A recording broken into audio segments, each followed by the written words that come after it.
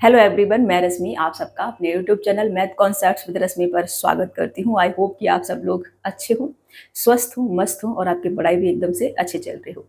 आज हम RRB NTPC जो जून 2025 में एग्जाम्स हुआ है ग्रेजुएट लेवल का, उसका मैथ्स का टॉप 50 क्वेश्चंस हम सॉल्व करेंगे। ठीक है, सभी क्वेश्चंस एक दिन में कराना पॉसिबल नहीं है, तो डेली का टॉप 50 की सीरीज चलाएंगे। ये आज इसमें पहली ही क्लास है हमारी। जब तक ये सीरीज चलेगी तब तक CBT 2 की जो सीरीज चल रही थी वो होल्ड पर रहेगी। ठीक है, ये खत्म हो जाएगी फिर उसको कंटिन्यू करेंगे और साथ में अपना परसेंटेज चल रहा है तो वो भी चलेगा। ठीक है, तो चलिए क्लास की शुरुआत करते हैं। पहला क्वेश्चन लेंगे और उसे सॉल्व करेंगे।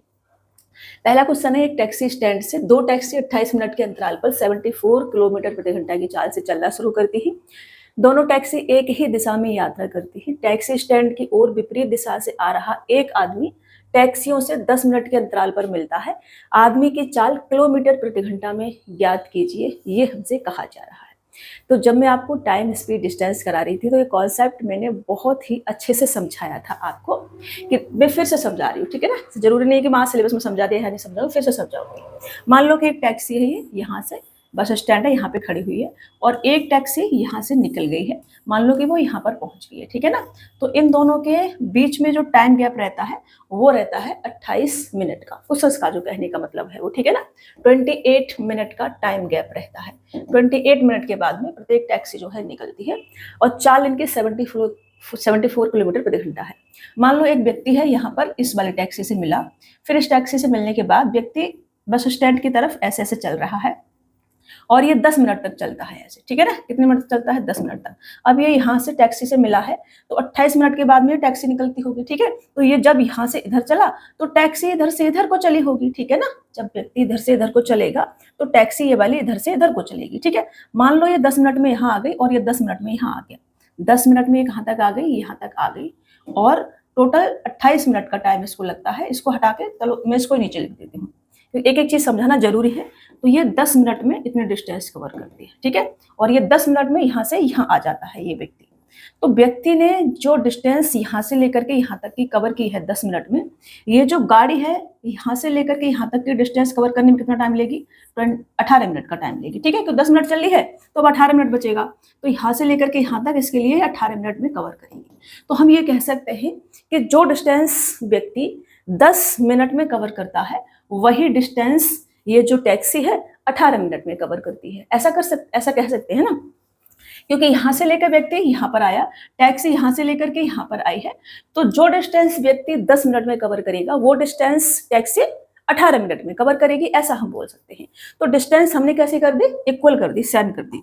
तो मैंने आपको ये बताया है कि जब भी डिस्टेंस कैसी हो जाती है, सेम हो जाए या फिक्स कर दे हम डिस्टेंस को, तो जो भी हमारे पास फिक्स लिखना है बाबा तो जो भी हमारे पास टाइम का रेशियो दे रखा होगा, अगर टाइम का रेशियो है, टाइम दे रखा है तो उसका उल्टा स्पीड हो जाएगी, और अगर स्पीड दे रखा है तो उसका उल्टा टाइम हो जाएगा। ठीक है ना, दोनों एक दूसरे के इनवर्सली प्रोपोर्शनल हो जाते हैं जब हम स्पीड को फिक्स कर देते हैं, उसको डिस्टेंस को फिक्स कर देते हैं या फिर सेम कर देते हैं। ठीक है, तो डिस्टेंस हमने सेम कर दी, तो अब हमारा क्वेश्चन बचता है, सिर्फ ये मैंने समझाया आपको। ठीक है ना, अब क्वेश्चन क्या बचता है हमारा कि डिस्टेंस अगर फिक्स हो गई तो टाइम हमें दे रखा है 28 मिनट और 10 मिनट का। ठीक है, तो टाइम का अगर मैं रेशियो लूं तो जो डिस्टेंस व्यक्ति 10 मिनट में कवर करता है वही डिस्टेंस टैक्सी 18 मिनट में कवर करती है। तो 28 में से 10 जाएंगे 18, तो 18/10 रेशियो इसका ले ले तो कितना आ जाएगा?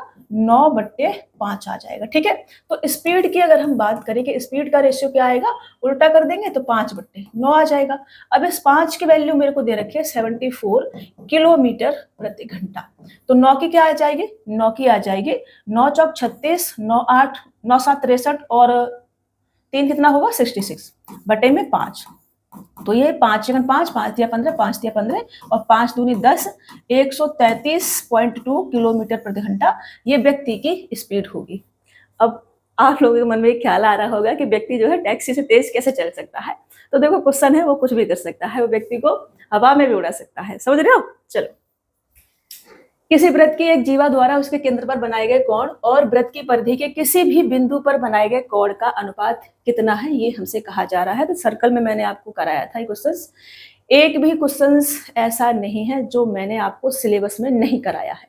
सारे क्वेश्चन उसी पैटर्न पे हैं, बट देखो संख्या तो चेंज होके ही आएंगी। ऐसा तो है नहीं कि संख्याएं भी सेम रख दी जाएंगी, बट तरीके सब में सेम लगते हैं। ठीक है, तो जब मैं सिलेबस करा रही थी तब भी आपको समझाया था कि थोड़ा सा सीरियसली ले लो चीजों को, बट आपने नहीं लिया। मैं क्या करूँ अब इसमें। देखो, एक मैंने ये सर्कल बनाया, तो मैंने आपसे कहा था कि किसी भी सर्कल की कोई जीवा है, कोई कोण है हमारे पास में, वो सेंटर पे जो एंगल बनाती है, सेंटर पे जो एंगल बनाती है वो परिधि पे बने एंगल का डबल होता है। ठीक है, मान लो ये परिधि पर थीटा बनाती है तो यहाँ पर 2 थीटा एंगल बनाएगी।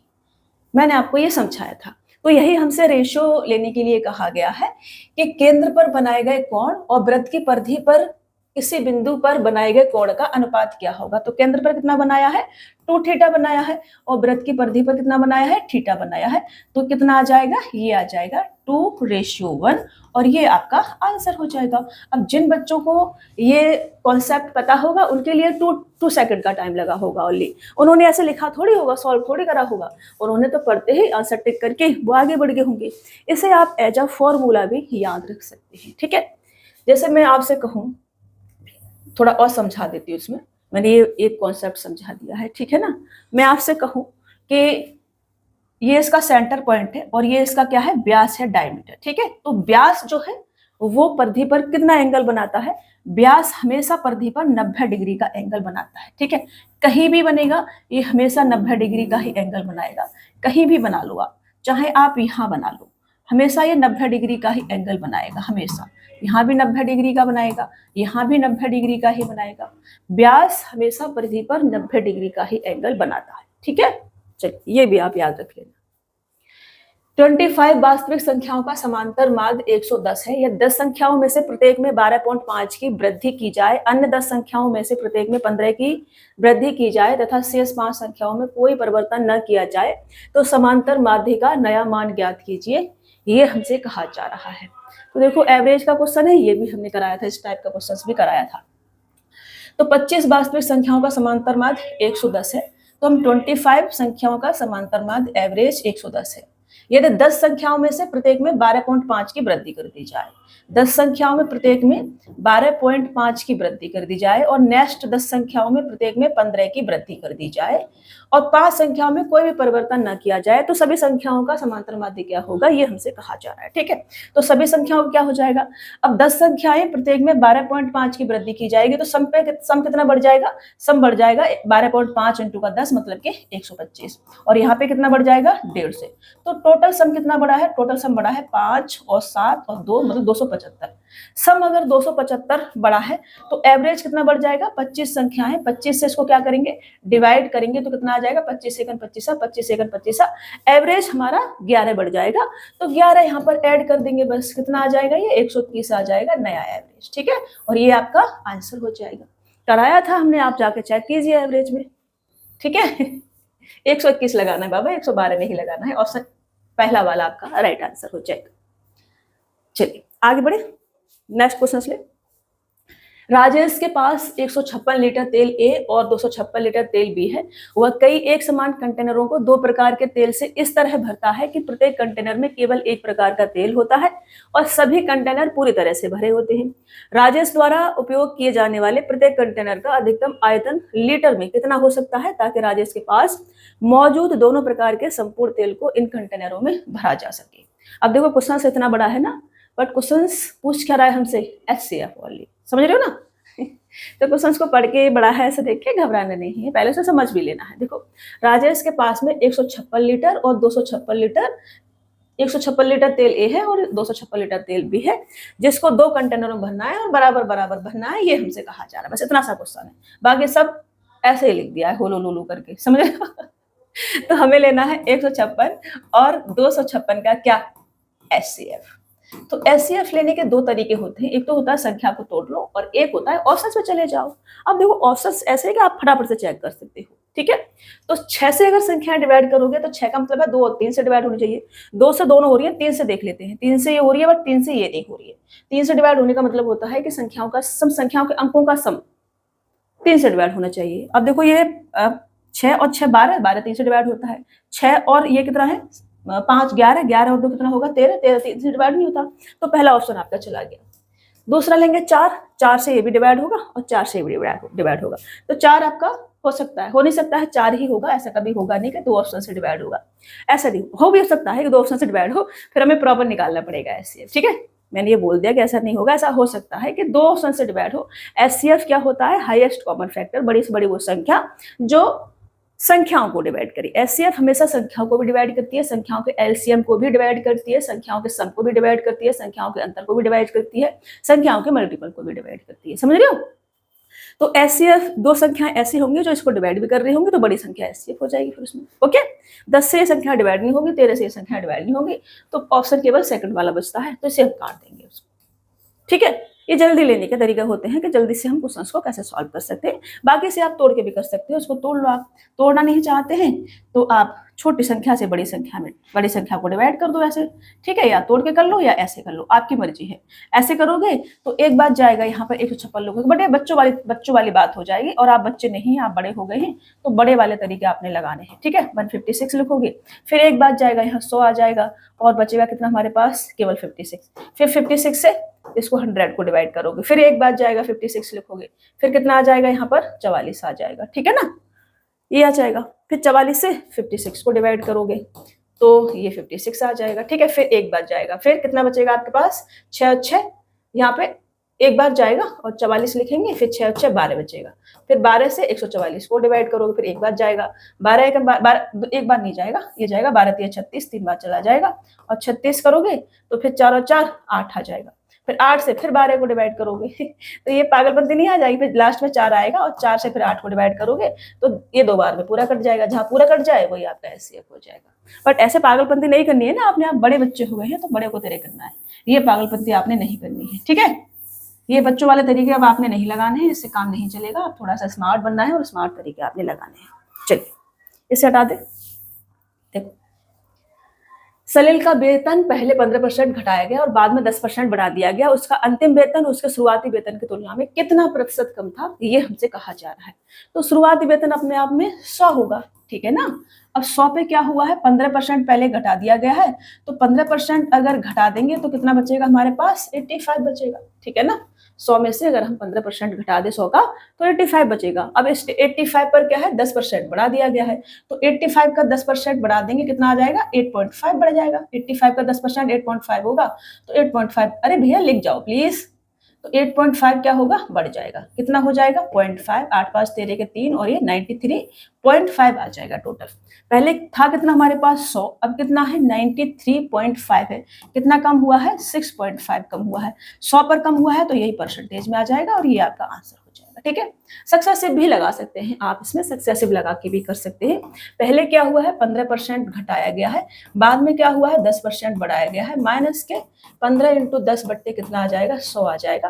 तो यहाँ से करेंगे माइनस का 5 और माइनस का कितना आ जाएगा? 1.5 इज इक्वल टू माइनस का 6.5, माइनस का है तो क्या होगा? कम होगा, कितना? 6.5, और ऑप्शन सेकंड वाला आपका राइट आंसर हो जाएगा।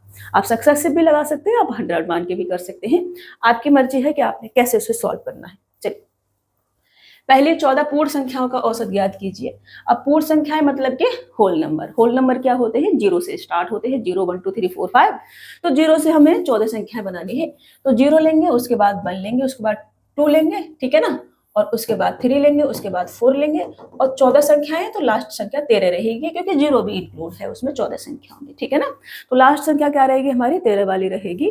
मैंने आपको एवरेज में ये सिखाया था कि जब भी संख्याएं लगातार दे रखी हो या संख्याओं के बीच का डिफरेंस सेम है, तो बीच वाली संख्या क्या होती है? एवरेज होती है, ठीक है ना। तो अगर n हमारे पास ऑड होता तो बीच वाली संख्या हमारी एवरेज हो जाती। n हमारे पास क्या है? इवन है, तो मिडिल के 2 टर्म्स का एवरेज ही सभी संख्याओं का एवरेज होता है, ठीक है। n क्या है? 14 संख्या है, तो n क्या है हमारे पास? इवन है। इवन है हमारे पास में, तो मिडिल के 2 टर्म्स लेने हैं, तो 6 संख्याएं इधर छोड़ दो और 6 संख्याएं इधर छोड़ दो, तो जो 7th वाली संख्या होगी और जो 8th वाली संख्या होगी, उन दोनों का एवरेज ही पूरी सभी संख्याओं का एवरेज होगा। तो 7th वाली संख्या क्या आ जाएगी? 6 आ जाएगी, और 8th वाली संख्या क्या आ जाएगी? 7 आ जाएगी। अब इन दोनों का एवरेज निकाल लो, या इन दोनों के बीच वाली संख्या क्या आ जाएगी? 6.5 आ जाएगी। ये क्या हो जाएगा? सभी संख्याओं का एवरेज हो जाएगा 6.5। ऑप्शन पहला वाला आपका राइट आंसर होगा। आप इन दोनों संख्याओं का अगर एवरेज भी निकालोगे तो भी सेम ही आएगा, ठीक है। Average is equal to 6 plus का 7 डिवाइड करेंगे 2 से तो ये 13/2 आएगा, और 13/2 का मतलब होगा 2 छिक्के 12 और 1 बचेगा, 2 पंजे 10। ये आपका आंसर हो जाएगा। ठीक है, चलिए आगे बढ़े। नेक्स्ट क्वेश्चन ले, सारी चीजें करा रखी हैं आपको। 12 विद्यार्थियों की सांख्यिकी विषय में अंक x और ये संख्याएं कुछ x और y क्रमशः न्यूनतम, x और y क्रमशः न्यूनतम और उच्चतम अंक हैं 12 विद्यार्थियों की सांख्यिकी विषय में। यदि अंकों का परास और औसत, अंकों का परास मतलब कि रेंज और औसत क्रमशः 70 और 64 है, तो क्रमित युग्म x और y ज्ञात कीजिए, ये हमसे कहा जा रहा है। अब देखो, परास क्या होता है? रेंज। और रेंज क्या होती है? रेंज होती है मैक्सिमम संख्या में से मिनिमम संख्या को हम माइनस कर दें तो हमारे पास रेंज निकल के आती है। ठीक है, अब x और y क्या है? मैक्सिमम और मिनिमम है। ठीक है ना, y बड़ा है, y है, x न्यूनतम है और y उच्चतम है। तो मैं यहाँ से लिख सकती हूँ कि y माइनस का x इज इक्वल टू कितना है? 70 है। तो ऑप्शंस पे चले जाएं कि y माइनस का x इज इक्वल टू 70 किस में आ रहा है? अब देखो y माइनस का x इज इक्वल टू 70 सभी में आ रहा है। ठीक है, तो उस पर नहीं जाएंगे, हम जाएंगे x और y उच्चतम और न्यूनतम है। तो x जो है 28 से छोटा होगा, बड़ा तो नहीं हो सकता क्योंकि यहाँ 28 दे रखा है, तो 28 से बड़ा सारा ऑप्शन चला जाएगा, ये भी चला जाएगा, ये x है 30, यहाँ 35 है और छोटी संख्या यहाँ 28 है, तो x 28 से छोटा होगा। तो 2 ऑप्शन बचे हमारे पास ये वाले। अब हमें इसमें देखना है, अब यहाँ से नहीं निकाल सकते हैं क्योंकि यहाँ भी 70 आ रहा है, यहाँ भी 70 आ रहा है, तो ऑप्शन पर नहीं जा सकते। अब हमें क्वेश्चन को सॉल्व करना पड़ेगा और कहाँ जाना पड़ेगा? एवरेज पर। ठीक है, अब इन संख्याओं के एवरेज पर हमको जाना पड़ेगा, संख्याओं का लेना पड़ेगा हमें एवरेज, और एवरेज लेकर के x प्लस y की वैल्यू हमें निकालनी पड़ेगी क्योंकि वहीं से हम कर सकते हैं। ठीक है, तो इनको मैं ऐड अगर करूं तो 8 5 13 और 6 19 और ये 27 30 35 36 36 और ये 45 48 48 का 8 आ जाएगा, कैरी लेंगे 4 आ जाएगा। ठीक है, 4 और 2 6, 6 और 3 9, 9 और 5 14, 21 और 27 27 और ये 33 33 और 39 39 और 7 कितना होगा? 39 और 7 होगा आपका 46 46 और 8 कितना होगा आपका? 46 और 8 8 16, एक बार मैं ऐड कर लेती हूँ, मैं 12 आ जाएगा और 5 और 1 6 आ जाएगा। ठीक है ना, तो ये 6 2 आ जाएगा। गलत कर दिया क्या मैंने कहीं? लग तो ऐसा रहा है कि कहीं कुछ गलत हो गया है। ठीक है ना, एक बार और चेक कर लेते हैं, कहीं गलत हो गया होगा तो देख लेते हैं। 8 5 13 पहले वाले ही ऐड कर लेती हूँ सबसे पहले मैं, ये 5 आ जाएगा, 5 5 10 और 7 17 17 और 6 कितना हो जाएगा हमारे पास? 23 23 और 6 कितना होगा हमारे पास में? 29 29 और ये 37 37 और 44 44 और 52 52 और 8 कितना हो जाएगा? 60, मतलब कि 600 आ जाएगा। ये 600 के बाद इधर मुझे ऐड करना है, कितना आ रहा था? शायद 48 आ रहा था क्या? 8 5 13 13 और 6 कितना हो जाएगा आपका? 19 19 और 8 कितना होगा? 27 और 30 35 35 और 1 कितना होगा आपका? ये 36 और 36 और 45 45 और 3 48, 648 आएगा ना? हाँ, तो कह रही थी कहीं गलत हो गया, 648 आएगा। ठीक है, यहाँ आपको 48 लिखना है, वो मेरे से ऐड करने में मिस्टेक हो गई थी। और साथ में x और y है, तो साथ में हम x प्लस का y भी लिखेंगे, तो ये सम आ गया। और 12 संख्याएं 12 से डिवाइड करूंगी तो एवरेज आ जाएगा। एवरेज कितना दे रखा है? 64, तो ये सम है, तो सम कितना आ जाएगा? 64 इंटू का 12 सभी संख्याओं का। ठीक है ना, 12 संख्याएं हमारे पास में, 1 2 3 4 5 6 7 8 9 10 11 12। ठीक है ना, और 12 विद्यार्थी हैं और सभी का अंक दे रखा है तो 12 ही होगा। ठीक है, ये यहाँ से हम लेंगे, इसका मल्टीपल अगर करें तो 12 5 60, 12 छक्के 72 और 12 चौक 48, ये आ जाएगा 768। ठीक है ना, कितना आ जाएगा? 768 आ जाएगा, तो इसके बराबर में लिख सकती हूँ 768। अब x plus y is equal to कितना आ जाएगा? 768 में से 648 मेरे को माइनस करना, तो 8 में से 8 जाएगा 0, 6 में से 4 जाएगा 2 बचेगा, और 7 में से 6 जाएगा तो 1 बचेगा, मतलब कि x plus y is equal to कितना आ गया? 120 आ गया।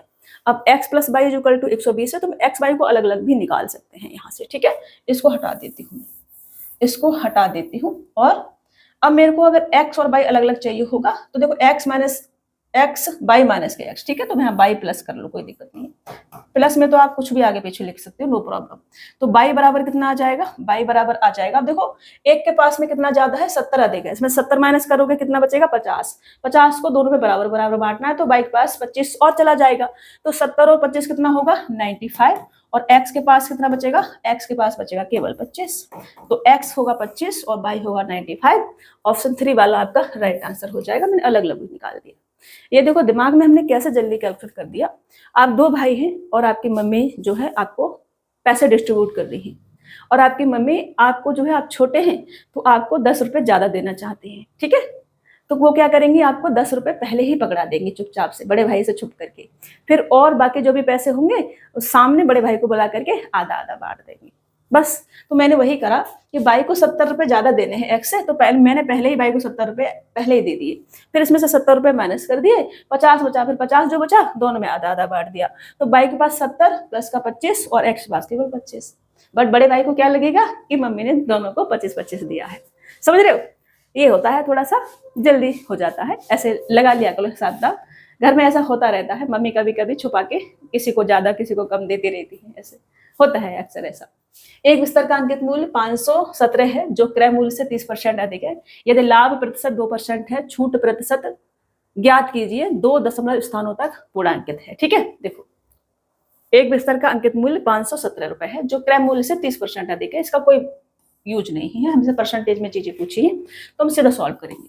ये मैंने सीपी लिखा, ये मैंने मार्क्स प्राइस लिखा, और ये मैंने एसपी लिखा। मैंने सीपी को मान लिया 100, ठीक है। अब 30% अधिक है अंकित मूल्य, तो अंकित मूल्य 130 हो जाएगा। और 2% के लाभ पर उसने बेचा है, लाभ क्या है 2%, तो सेलिंग प्राइस कितना आ जाएगा, 102 आ जाएगा, ठीक है। 100 रुपए में खरीद के कोई चीज हमने 102 में बेच दी है, तो लाभ 2 रुपए का होगा उस पर।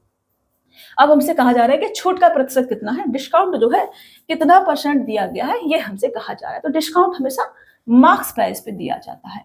130 है और ये है 102, तो डिस्काउंट कितने का दिया गया है, 28 का दिया गया है।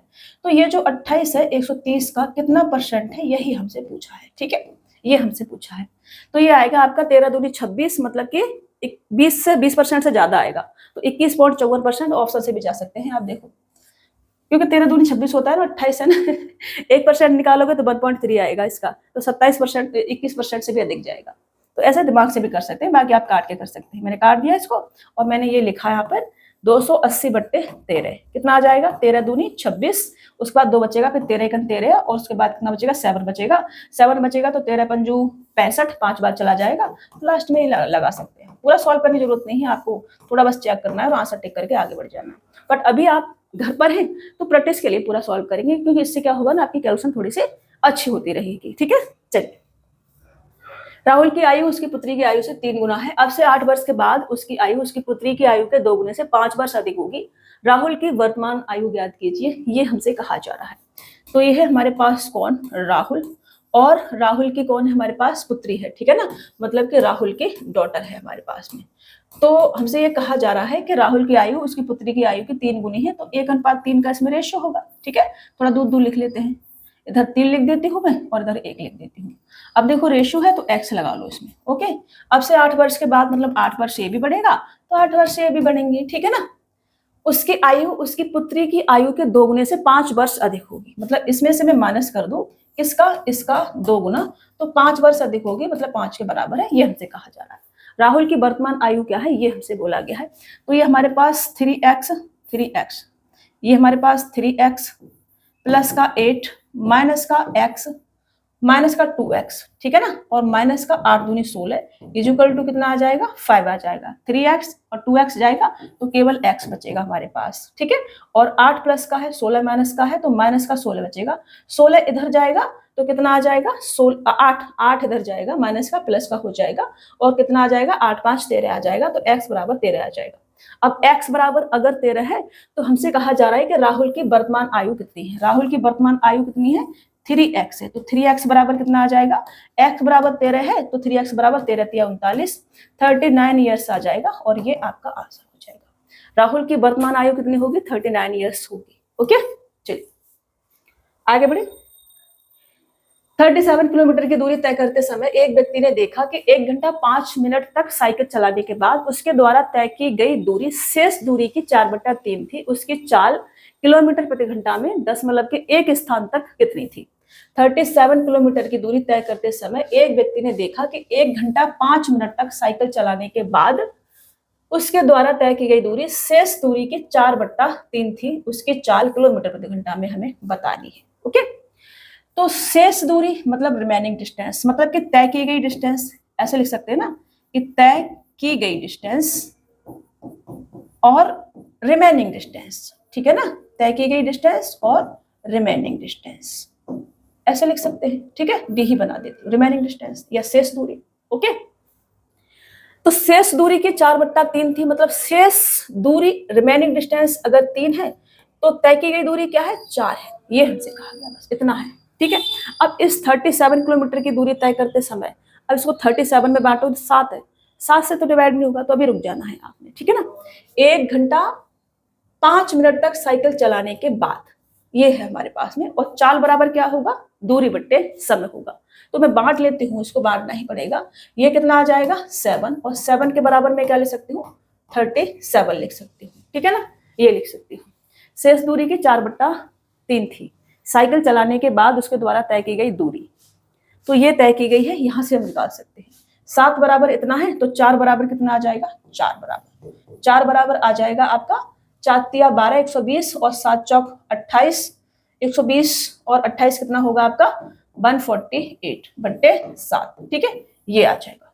ओके, 4 की वैल्यू। तो डिस्टेंस कितनी आ गई है मेरे पास? 148/7। मेरे से क्या पूछा है? मेरे से पूछा है चाल, मतलब कि स्पीड। तो स्पीड क्या आ जाएगी? चाल बट्टे समय। तो समय कितना है हमारे पास में? 1 घंटा 5 मिनट को हम क्या लिख सकते हैं? 65 मिनट। ठीक है, तो डिवाइड कर दो में से 65 मिनट, और मिनट को घंटे में चेंज कर लेते हैं, 60 से गुणा कर लेते हैं वैसे। ओके, तो यहां से मैं इसे सॉल्व करूंगी।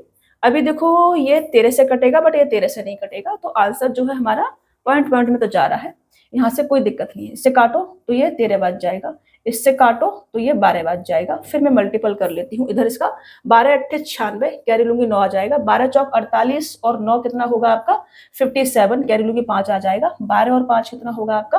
17, बट्टे पे कितना आ जाएगा? 7 इंटू का 13, तो इससे मुझे फिर से डिवाइड करना पड़ेगा। 7 से काटोगे तो 7 दूनी 14, फिर 3 आ जाएगा, फिर 7 पन्ना 35, फिर कितना आ जाएगा आपका? यहाँ पर 2 आ जाएगा, और फिर 7 चौक 28 में ले लो, कि कोई लगभग में चला जाएगा, इतना दूर नहीं है। ठीक है ना, 2 ही कम है, तो 7 चौक 28 में ले ही लो, कोई दिक्कत नहीं, मैंने ले लिया। ठीक है ना, 26 था बट मैंने 28 बना लिया। इसको बना लेना है, थोड़ा कैलकुलेशन इजी हो जाएगी। अब इससे करोगे तो 13 एकम 13, 13 के बाद कितना बचेगा? 7 5 12, और फिर 13 निम्मा 117, 19.5 ऑप्शन पहला वाला आपका राइट आंसर हो जाएगा। मैंने लगभग में ले लिया, परसेंटेज में नहीं, 19.5 किलोमीटर प्रति घंटा, ये आपका आंसर हो जाएगा। अब देखो, कैलकुलेटिव सवाल है, आपने ऐसा ही करना पड़ेगा, कोई तरीका नहीं है। एग्जामिनर के पास है ना, कुछ बचा नहीं है कराने के लिए, तो वो यही करते हैं। इसको हटा के इसका आंसर लिख देती हूँ, ये तो आप सॉल्व करके देखना। ठीक है ना, इसको हटाती हूँ मैं और सही से साफ साफ लिख देती हूँ। कैलकुलेशन है उसमें ऑनली, और कुछ नहीं है, तो कैलकुलेशन आपको करके देखनी पड़ेगी। ठीक है, ये इक्वल टू कितना आ रहा है हमारा? 19.5 किलोमीटर प्रति घंटा, और ये आपका आंसर हो जाएगा। ठीक है, अभी मैंने काट के आपको दिखाया था। तय की गई दूरी और रिमेनिंग दूरी, हमने क्या किया? रेशियो ले लिया उसका। तय की रिमेनिंग दूरी हमारे पास 3 मान ली, तो तय की गई दूरी कितनी आ जाएगी? 4 आ जाएगी। तो 4 और 3 इज इक्वल टू 7, 7 की वैल्यू अगर 34 है, तो 4 की कितनी आ जाएगी? 148/7। तो तय की गई दूरी 148/7 है, जिसे उसने 1 घंटा 5 मिनट में तय किया था। तो चाल बराबर क्या होता है? दूरी बट्टे समय। तो हमने वही लगाया, दूरी और बट्टे में समय करा। देखो, बट्टे में रखोगे फिर ऐसे हो जाएगा वो, तो मैं डायरेक्ट इसको ऐसे ही लिख दिया था। ठीक है, चलिए आगे बढ़े। 127 माइनस का 7 इंटू का, देखो इसे आप कर लेना। ठीक है ना, चलो मैं ही कर देती हूँ, आप पे भरोसा नहीं है, आसान सा क्वेश्चन है। 127 माइनस के 7 इंटू का कितना आ जाएगा? ये आपका 23, प्लस का कितना आ जाएगा? 93। इन दोनों को करेंगे तो 7 दूनी 14, 140 और 7 दिया 21, मतलब कि 161 आ जाएगा। ठीक है ना, ये आ गया। अब ये इसमें से माइनस करेंगे, इन दोनों को ऐड कर लो, इन दोनों को ऐड करोगे तो 10 का 0 कैरी लेंगे 1 आ जाएगा, 12 का 2 कैरी लेंगे 1 आ जाएगा, ये आ गया। इसमें से माइनस कर दो 161 को, लास्ट में 9 आएगा और 1 इन दे रखा है तो 59 आपका आंसर हो जाएगा। ठीक है, 59 क्या होगा आपका आंसर हो जाएगा, ये आपका आंसर। लघु सवाल था, ये तो बच्चों वाली चीजें हैं। चलिए, एक आदमी को 7 घंटे में 519 किलोमीटर की दूरी तय करनी है। यदि वह इस दूरी का 2/3 भाग 5/7 समय में तय करता है तो शेष समय में शेष दूरी तय करने के लिए उसकी चाल कितनी होनी चाहिए। ठीक है, अब देखो 7 घंटे हैं मेरे पास, 7 घंटे हैं, और दूरी को अगर मैं लिखूं, यदि वह इस दूरी का 2/3 भाग, दूरी कितनी है मेरे पास में 519 किलोमीटर, तो 519 किलोमीटर का 2/3 भाग अगर मैं निकालूं तो कितना आ जाएगा, 3 से काटेंगे तो 3 एकम 3, फिर 3 7 21 और 3 त्रिका 9 इंटू का 2, ओके, ये आ जाएगा। ठीक है, तो ये कितना आ जाएगा, 2 तिया 6 और 7 दूनी 14 और 2 और 1 3, मतलब 346 किलोमीटर ये आ जाएगा। मतलब मैं ये कह सकती हूँ कि 346 किलोमीटर, 346 किलोमीटर की डिस्टेंस 2/3 भाग 5/7 समय में चलता है। समय कितना है टोटल, 7 घंटे का है, और इसका 5/7 बोले तो कितना आ जाएगा, 5 घंटे ही आ जाएगा। ठीक है ना, 5 घंटे में तय करता है। दूरी डिस्टेंस कितना है, डिस्टेंस है हमारे पास 519। ठीक है, मैं इधर लिखती चलती हूँ, 519 का कितना कराया हमने, 2/3 भाग, 2/3 कितना आया, ये आया हमारे पास में, और टाइम कितना है 7 घंटे, 7 घंटे का 5/7 कितना आया हमारे पास में, 5 घंटे आया। ठीक है ना, समझ में आ रहा है, 5/7 समय में तय करता है। तो शेष समय में, शेष समय कितना बचेगा, 7 में से 5 जाएंगे तो 2 घंटे का बचेगा हमारे पास शेष समय, और 519 किलोमीटर टोटल डिस्टेंस है। ठीक है ना, तो इसमें से ये माइनस कर दे हम तो कितना आ जाएगा, 1/3 डिस्टेंस बचेगी, इसमें से माइनस करने की जरूरत है, 1/3 ले लो, कितना आ जाएगा हमारे पास, 3 एकम 3 7 21 और 3 त्रिका 9, कितना बचेगा हमारे पास में, 173 बचेगा। ठीक है, आप डायरेक्ट वहां से लिख भी सकते थे इतना लिखने की बजाय, पर मैंने समझाया आपको इधर। अब हम अपना क्वेश्चन सॉल्व करेंगे। हमारे पास पूछा है चाल, तो स्पीड बराबर क्या होता है, स्पीड बराबर होता है दूरी बट्टे का समय, तो 173 बट्टे टाइम कितना है, 2 घंटे का है, तो इससे से काट दो, कितना आ जाएगा, 2 8 16, एक बचेगा, 2 6 12 और 2 5 10, ये आपका आंसर होगा 86.5। वैसे क्वेश्चन कायदे में आपका इतना ही था, एक लाइन का। ठीक है, क्वेश्चन तो आपका इतना ही था, बट अगर मैं सीधा सॉल्व करके यहाँ आ जाते तो आपके लिए दिक्कत हो जाती, इसलिए मैंने इधर भी समझा दिया पूरा अच्छे से। मैं बिल्कुल बेसिक तरीके से भी समझाते हुए चल रही हूँ, क्योंकि ये क्लास उन बच्चों के लिए भी है जो आरआरबी एनटीपीसी 12th लेवल का एग्जाम देंगे। ठीक है, कुछ बच्चों का मैथ अच्छा नहीं होगा तो उनको भी चीजें फिर हवा हवा में जाएंगी, तो एक एक पॉइंट का मैं ध्यान रख रही हूँ। चलिए, किरण अपनी आय का 45% खर्च करती है, यदि वह 66,000 रुपए बचाती है तो उसकी आय कितनी थी, ये हमसे कहा जा रहा है। तो इनकम टोटल कितनी होगी, 100% कोई भी चीज अपने आप में होती है। अब 45% खर्च कर देती है, मतलब 45 खर्च कर देती है, तो इनकम बराबर क्या होता है, एक्सपेंडिचर प्लस का सेविंग्स, तो बचाती कितना होगी, 55 बचाती होगी। ठीक है ना, मैंने ये ले लिया यहाँ से रेशियो मान लो, या ऐसे ही लिख लिया, हमने लिख दिया। यदि वह, ये है इनकम, ठीक है ना, और ये है एक्सपेंडिचर, आज ये वाला परसेंटेज में टॉपिक चलेगा, ये है हमारी सेविंग। ठीक है, और वो 66,000 रुपए बचाती है, मतलब इसकी वैल्यू हमारे पास कितनी दे रखी है, 66,000 दे रखी है। तो आय कितनी है, 100 की वैल्यू कितनी है, ये हमसे कहा जा रहा है, तो इसे काट दो, 11 पन्ना 55 और 11 छक्के 66, और फिर 5 से काटोगे 12 बार, मतलब कि 1200 गुना है। ठीक है, कितना गुना है इसका, 1200 गुना है। ये जो हमारे पास लिखा हुआ है क्या, 66,000, ये इसका 1200 गुना है, कितना गुना है, 1200 गुना है। तो इधर भी क्या आ जाएगा, 1200, और साथ में 2 जीरो और चिपका देंगे, ये 1,20,000 आपका आंसर हो जाएगा। 1,20,000 ऑप्शन 3 वाला आपका राइट आंसर होगा। किरण अपनी आय का 45% खर्च करती थी, इतना बचाती थी, तो आय कितनी, आय हमने 100 मान ली इनकम। अब 45% खर्च कर दिया तो 100 का 45 खर्च कर दिया तो 55 सेविंग्स बचेगी उसकी। ओके, चलिए पानी पी लो मैं थोड़ा सा, आप देख लो।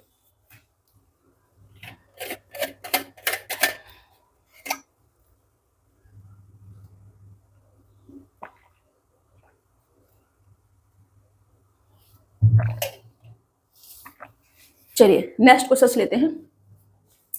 वरुण और आशीष मिलकर एक हॉल को 3 दिन में पेंट कर सकती हैं। वरुण अकेले इसे 7 दिन में पेंट कर सकता है। आशीष अकेले ऐसे 4 हॉल को कितने दिन में पेंट करेगा ये हमसे कहा जा रहा है। वरुण और आशीष मिलकर एक हॉल को 3 दिन में पेंट कर सकते हैं। तो वरुण है और प्लस का आशीष है, मिलकर के 3 दिन में पेंट कर सकते हैं, और वरुण अकेले इसको 7 दिन में पेंट कर सकता है, ये हमसे कहा जा रहा है। आशीष अकेले ऐसे 4 हॉल को, तो टोटल जो वर्क होगा वो कितना आ जाएगा 7 या 21। मतलब कि वरुण और आशीष की एफिशिएंसी 7 आ जाएगी और इसकी एफिशिएंसी 3 आ जाएगी। इसकी वरुण की एफिशिएंसी अगर 3 है तो आशीष की एफिशिएंसी कितनी आ जाएगी 4 आ जाएगी, ठीक है ना। तो आशीष अकेले एक हॉल को पेंट करने में कितना टाइम लेगा 21/4 का, ठीक है ना। आशीष अगर अकेले हॉल को पेंट करता है तो एक हॉल को पेंट करने में 21/4 का समय लेगा। तो 4 हॉल को पेंट करने में कितना समय लेगा, 4 से मल्टीपल कर दो, तो 4 से 4 कट जाएगा और 21 दिन का समय लेगा, ये आपका आंसर हो जाएगा। आशीष अकेले ऐसे 4 हॉल को कितने दिन में पेंट कर सकता है, 21 दिन में कर सकता है। ऑप्शन 3 वाला आपका राइट आंसर हो जाएगा। टाइम एंड वर्क का क्वेश्चन है, बस उसको लैंग्वेज ऐसे पेंट करना या काम करना एक ही बात तो है, कंफ्यूज नहीं होना है, ठीक है। चलो, 2 संपूरक कोण में से बड़ा कोण छोटे कोण से 28 डिग्री अधिक है, छोटा कोण कितना है। अब देखो, बड़ा कोण अगर मैं x मान लूं तो x + y = संपूरक कोण क्या होता है 180 डिग्री का होता है, और बड़ा वाला कोण छोटे कोण से 28 डिग्री अधिक है, तो x - y = 28 डिग्री। अब मेरे को x को 28 अधिक देना है, तो x के पास पहले ही आप क्या करो 28 डिग्री दे दो इसको, ठीक है ना। तो बाकी इसमें से 28 अगर मैं माइनस कर दूं तो कितना आ जाएगा, 60 में से 8 और माइनस कर देंगे तो 52, 152 आ जाएगा, बचेगा। 152 को आधा आधा बांट दो, 2 7 14, 2 6 12, 76 इसके पास चला जाएगा और बाई के पास चला जाएगा 76 पे, ठीक है। इसका पूछा है हमसे छोटा वाला कौन पूछा है, छोटा वाला, तो छोटा वाला 76 डिग्री होगा। ऑप्शन सेकंड वाला आपका राइट आंसर हो जाएगा।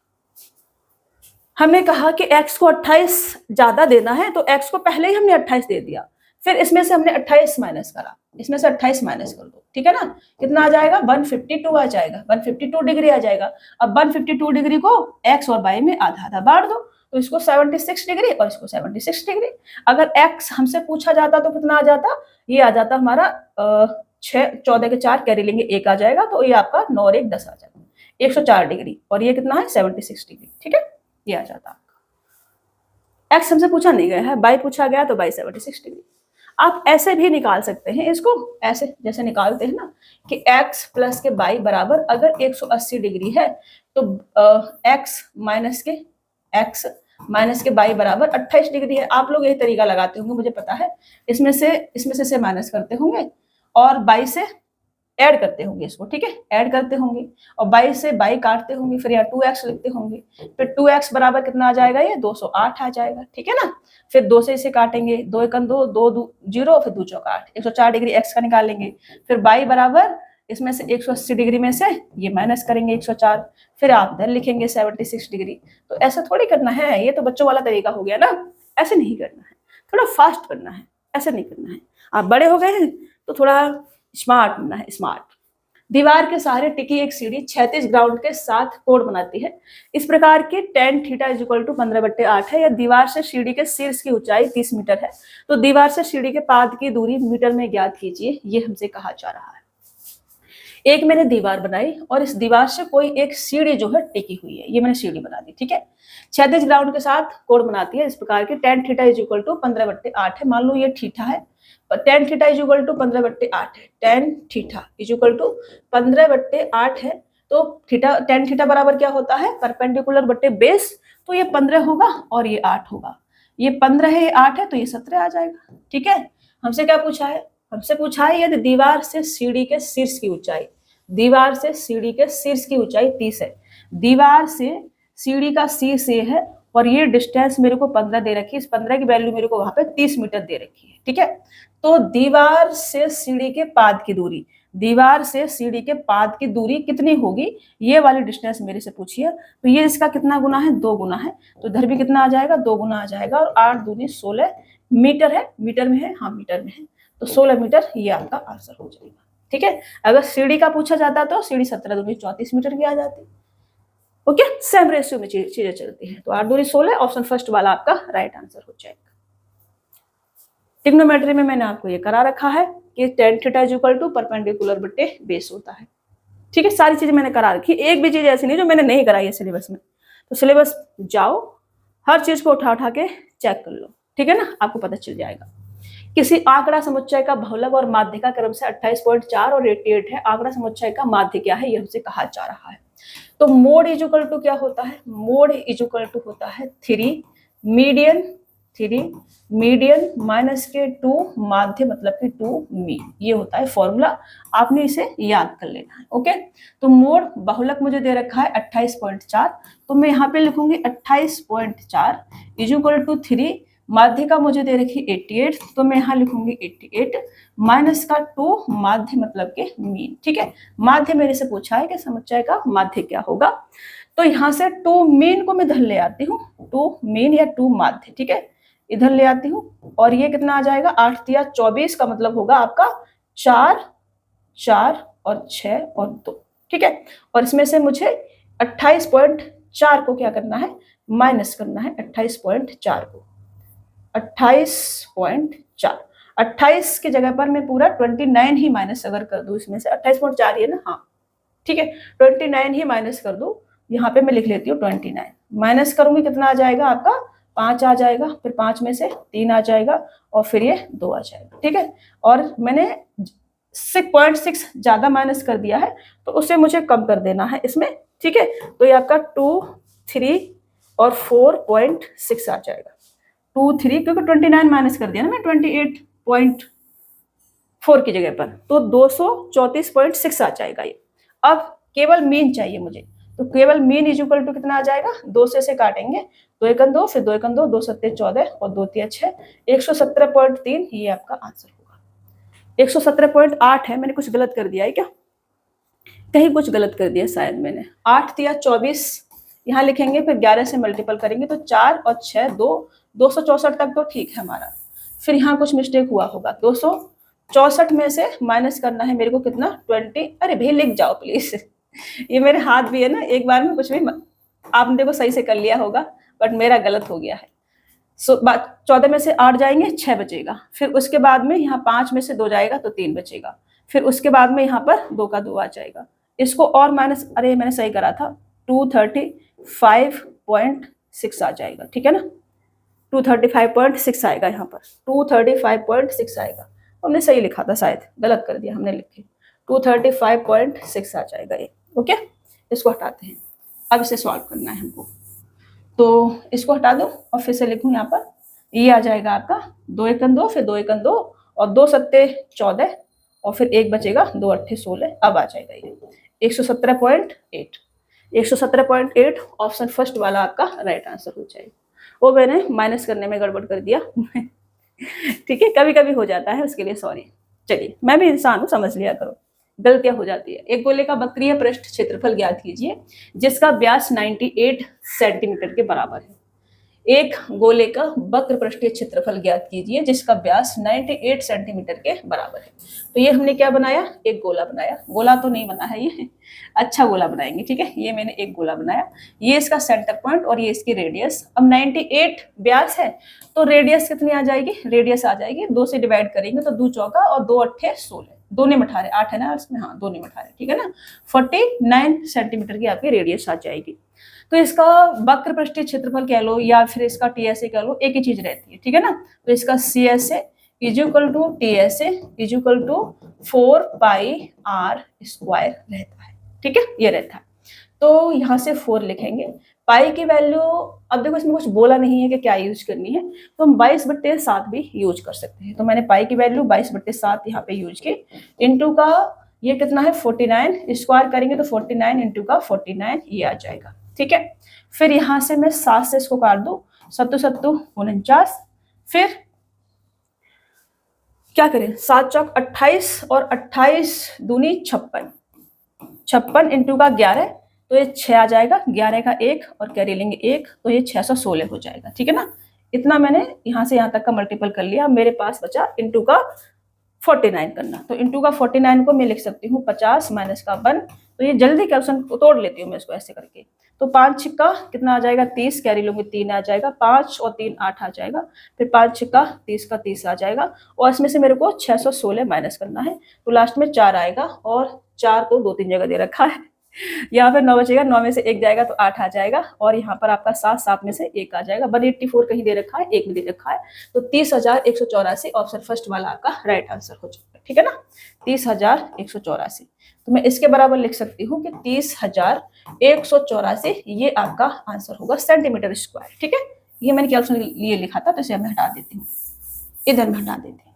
ठीक है, कैलकुलेशन को थोड़ा सा दिमाग में तो नहीं कर सकते ना, इतनी बड़ी कैलकुलेशन है, तो दिमाग में की जाने वाली है वो दिमाग में कर लो, जो नहीं कर पा रहे हैं दिमाग में उसे फिर लिख के कर लो। ठीक है, चलिए,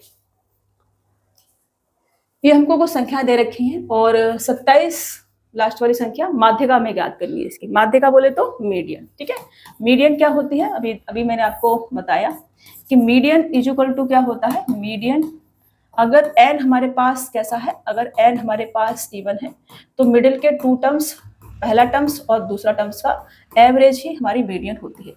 n अगर हमारे पास ऑड है तो मिडिल वाला टर्म्स ही हमारी मीडियन होती है। ठीक है, ये मिडिल टर्म्स है, मिडिल टर्म्स और मिडिल टर्म्स सेकंड वाला। ठीक है, मिडिल टर्म्स मैंने शॉर्ट में लिख दिया है इसको। ओके, मिडिल टर्म्स 1 और मिडिल टर्म्स सेकंड वाला, उसका एवरेज ही मीडियन होती है, और n अगर हमारे पास ऑड है तो मिडिल टर्म से हमारी मीडियन होती है। ठीक है, तो n देख लेते हैं हम, 1 2 3 4 5 6 7 8 9 10 11। n क्या है हमारे पास में, 11 है, मतलब कि ऑड है। कैसा है, ऑड है।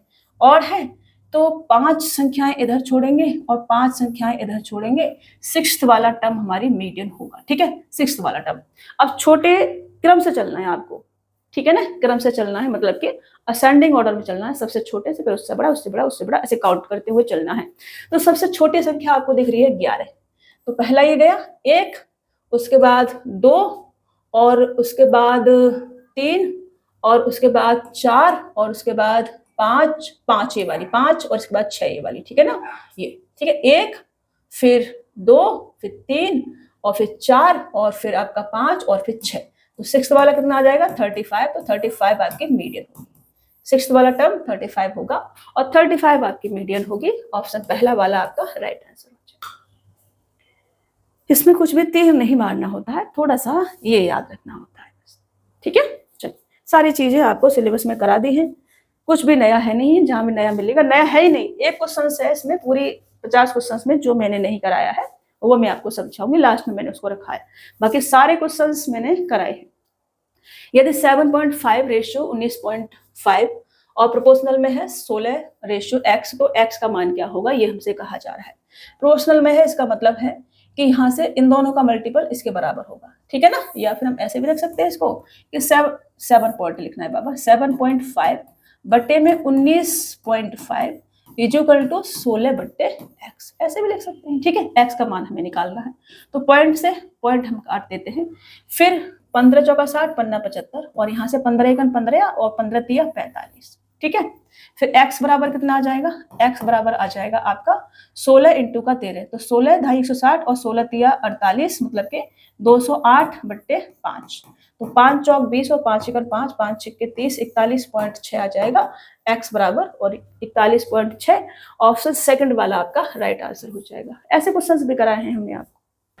एक धनराशि पर 16% वार्षिक ब्याज दर से साधारण ब्याज और वार्षिक रूप से संयोजित चक्रवृद्धि ब्याज के बीच का अंतर 797 रुपए है, वह धनराशि ज्ञात कीजिए, ये हमसे कहा जा रहा है। तो साधारण ब्याज और चक्रवृद्धि ब्याज का अंतर पूछा है, टाइम क्या है 2 इयर्स का। ठीक है, इंग्लिश में जाओ, 2 इयर्स का टाइम है। ओके, 2 साल का, तो 2 साल का अंतर D2 बोलते हैं इसको, 2 साल का साधारण ब्याज और चक्रवृद्धि ब्याज के अंतर को हम बोलते हैं D2, और D2 बराबर कितना आ जाएगा, D2 बराबर आएगा P इंटू का R स्क्वायर बट्टे 10,000। ठीक है, ये रहता है आपका। D3 मतलब 3 साल का अंतर पूछा जाता तो 3D2 प्लस D2 का R%।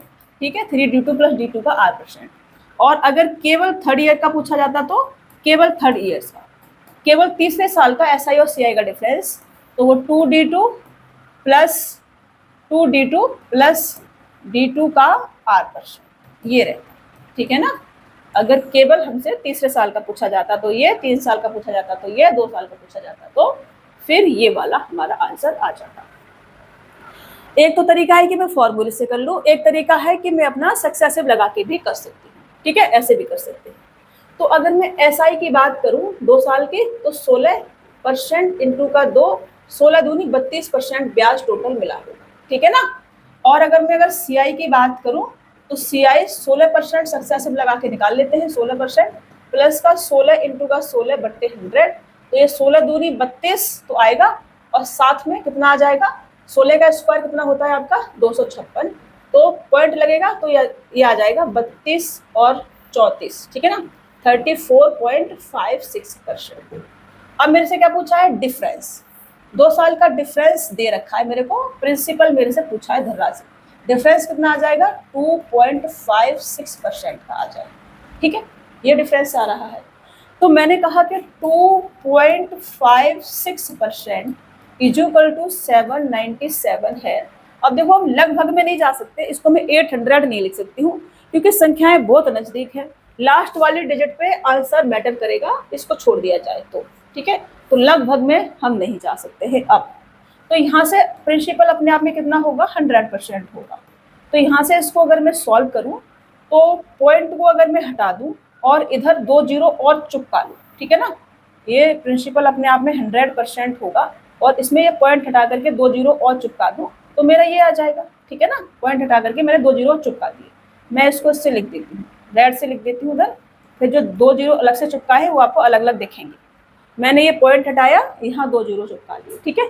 अब इसके इतने परसेंट बराबर कितना आ जाएगा 797 बट्टे में 256 इंटू का 10,000, इसको मैं 100 इंटू 100 लिख सकती हूँ, ठीक है, ऐसे लिख सकते हैं। 4 से अगर मैं काटूं तो 4 छिक्के 24 और 4 चौक 16, 4 से काटूंगी तो 25 बच जाएगा, फिर 4 से काटूंगी तो 16 बच जाएगा, 4 से काटूंगी तो फिर ये 25 बच जाएगा, ठीक है। बहुत ही घटिया वाली कैलकुलेशन होगी सच में कौन सा तरीका लगाए, यही लगाएंगे तब भी आना यही है। मैं 25 से मल्टीपल करूँ तो 25 सत्ते 175, कैरी लेंगे 17 आ जाएगा, 25 निम्मा 225 और 17 ऐड करूंगी तो 7 5 12 के 2 3 और 1 4 हो जाएगा, और ये 2 24 हमारे पास ये आ जाएगा, फिर 25 सत्ते 175 फिर से आ जाएगा, और 24 हमारे पास है, तो ये 9 और 9 और 1, तो यहाँ कितना आ जाएगा, ये 991 आ जाएगा, ठीक है ना। एक बार 25 का मल्टीपल पूरा कर लिया, अब 25 का और करना है मेरे को ये वाला तरीका ही लगा देना था, बट कैलकुलेशन तो फिर भी यही आती निकल के अभी देखो हम लगभग में नहीं जा सकते ना, तो पूरा हमें करना ही पड़ेगा। यहाँ से करेंगे 25 का मल्टीपल, 25 पंजे 125, कैरी लेंगे कितना आ जाएगा 12, 25 दूनी 50 और 12 62, कैरी लेंगे 6 आ जाएगा, 25 निम्मा 225 और 6 231, कैरी लेंगे कितना आ जाएगा 23 आ जाएगा, ठीक है ना।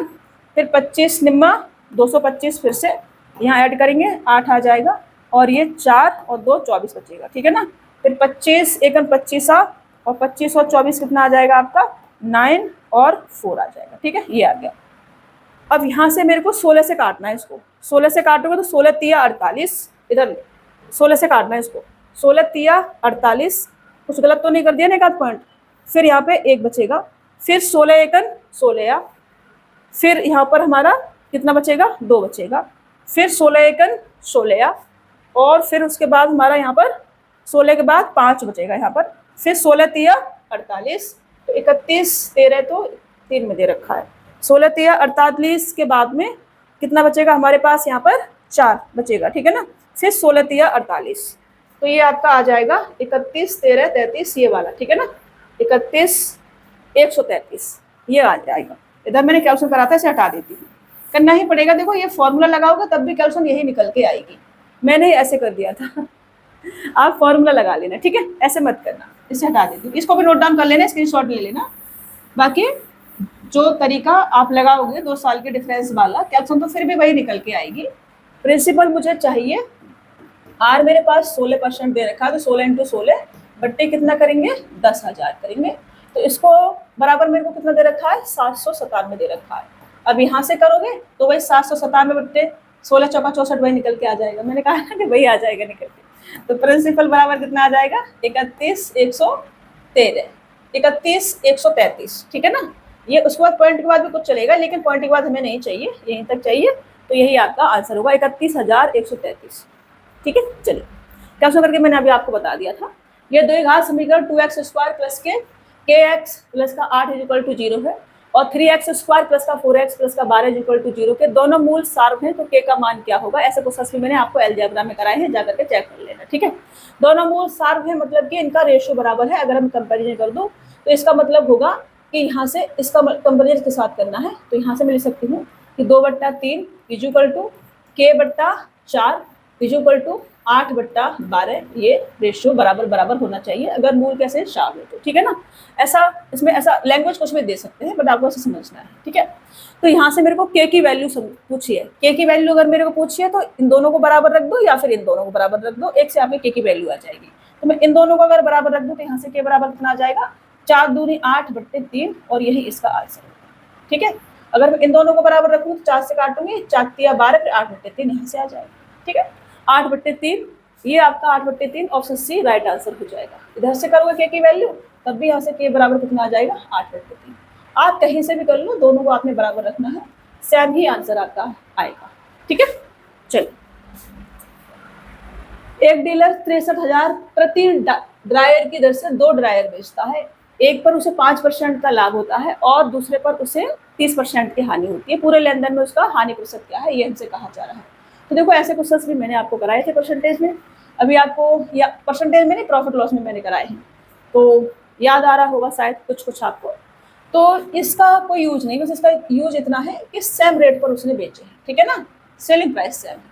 तो पहला वाला उसने 5% के लाभ पर बेचा है, तो एक उसने 5% के लाभ पर बेचा है, इसका मतलब 5% बराबर 1/20 होता है। तो 20 में खरीद करके कितने में बेचा होगा, 21 में बेचा होगा, ठीक है ना। इधर मैं CP लिखते जा रही हूँ और इधर मैं SP लिखती जा रही हूँ, ठीक है। दूसरा वाला उसने 30% की हानि पर बेचा है, दूसरा वाला उसने 30% की हानि पर बेचा है। 30% बराबर 3/10 होता है, तो मैं कह सकती हूँ कि 10 में खरीद करके 3 कम में बेचा है, मतलब कि 7 में बेचा है, ठीक है ना, 7 में बेचा है, ओके। अब सेलिंग प्राइस क्या है, सेम है, 63,000 रुपए प्रति ड्रायर की दर से वो बेचता है। तो सेलिंग प्राइस कैसा हो गया, सेम। यहाँ सेलिंग प्राइस सेम नहीं है तो बनाएंगे, यहाँ 21 और 21 बनाने के लिए 3 से मल्टीपल करेंगे, तो ये कितना हो जाएगा 30, और ये कितना हो जाएगा 7 या 21। अब यहाँ भी 21 और यहाँ भी 21। तो खरीदा कितने में था उसने दोनों को, 50 में खरीदा था। बेचा कितने में है दोनों को, 21 दूनी 42 में बेचा है। लॉस कितने का हुआ है, इसको 8 का लॉस हुआ है, किस पर, 50 पर। तो कितना परसेंट आ जाएगा, ये आ जाएगा 8 दूनी 16% का लॉस। ये क्या हो जाएगा आपका आंसर, ठीक है। तो उसका हानि प्रतिशत क्या है, ये हमसे कहा जा रहा है, तो 16% का हानि, ऑप्शन सेकंड वाला आपका राइट आंसर हो जाएगा। हमने सेलिंग प्राइस को इक्वल करना था, बस इस लाइन का इतना सा यूज, ठीक है। 63,000 का कोई यूज आपने नहीं करना है इसमें। चलिए, ये आपका आंसर है, प्रैक्टिस में करना, ठीक है ना। आंसर नहीं मतलब क्वेश्चन है, प्रैक्टिस में करना, लल्लू एस्ट बहुत ज़्यादा, ठीक है। ऐसे लल्लू एस्ट सवाल मत कराया करो आप हमसे, चलो कर देते हैं, कोई दिक्कत नहीं। प्रैक्टिस लिखते लिखते दया आ जाती है ना मेरे को। तो 8 को 16 बना लो, 2 से मल्टीपल कर लो, ठीक है ना। 16 बनाएंगे, ऊपर नीचे 2 से मल्टीपल करेंगे, 16 एलसीएम लिया हमने, ओके। तो 3 दूनी 6 और 1 का डबल करेंगे 2, तो 16 है यहाँ पे, तो 16 को यहाँ कुछ नहीं करना, 5 का 5 लिखना। फिर यहाँ 8 है, डबल करेंगे 4, ठीक है, माइनस के 2। अभी ये कितना आ गया आपका 17, 17 माइनस का 16 दूनी 32 बट्टे 16, कितना बचेगा आपके पास, 12 और 3 15, तो माइनस का 15/16, ये क्या होगा आपका आंसर, माइनस के 15/16, ऑप्शन सी आपका राइट आंसर। समझ ला, चलिए आगे बढ़ते हैं।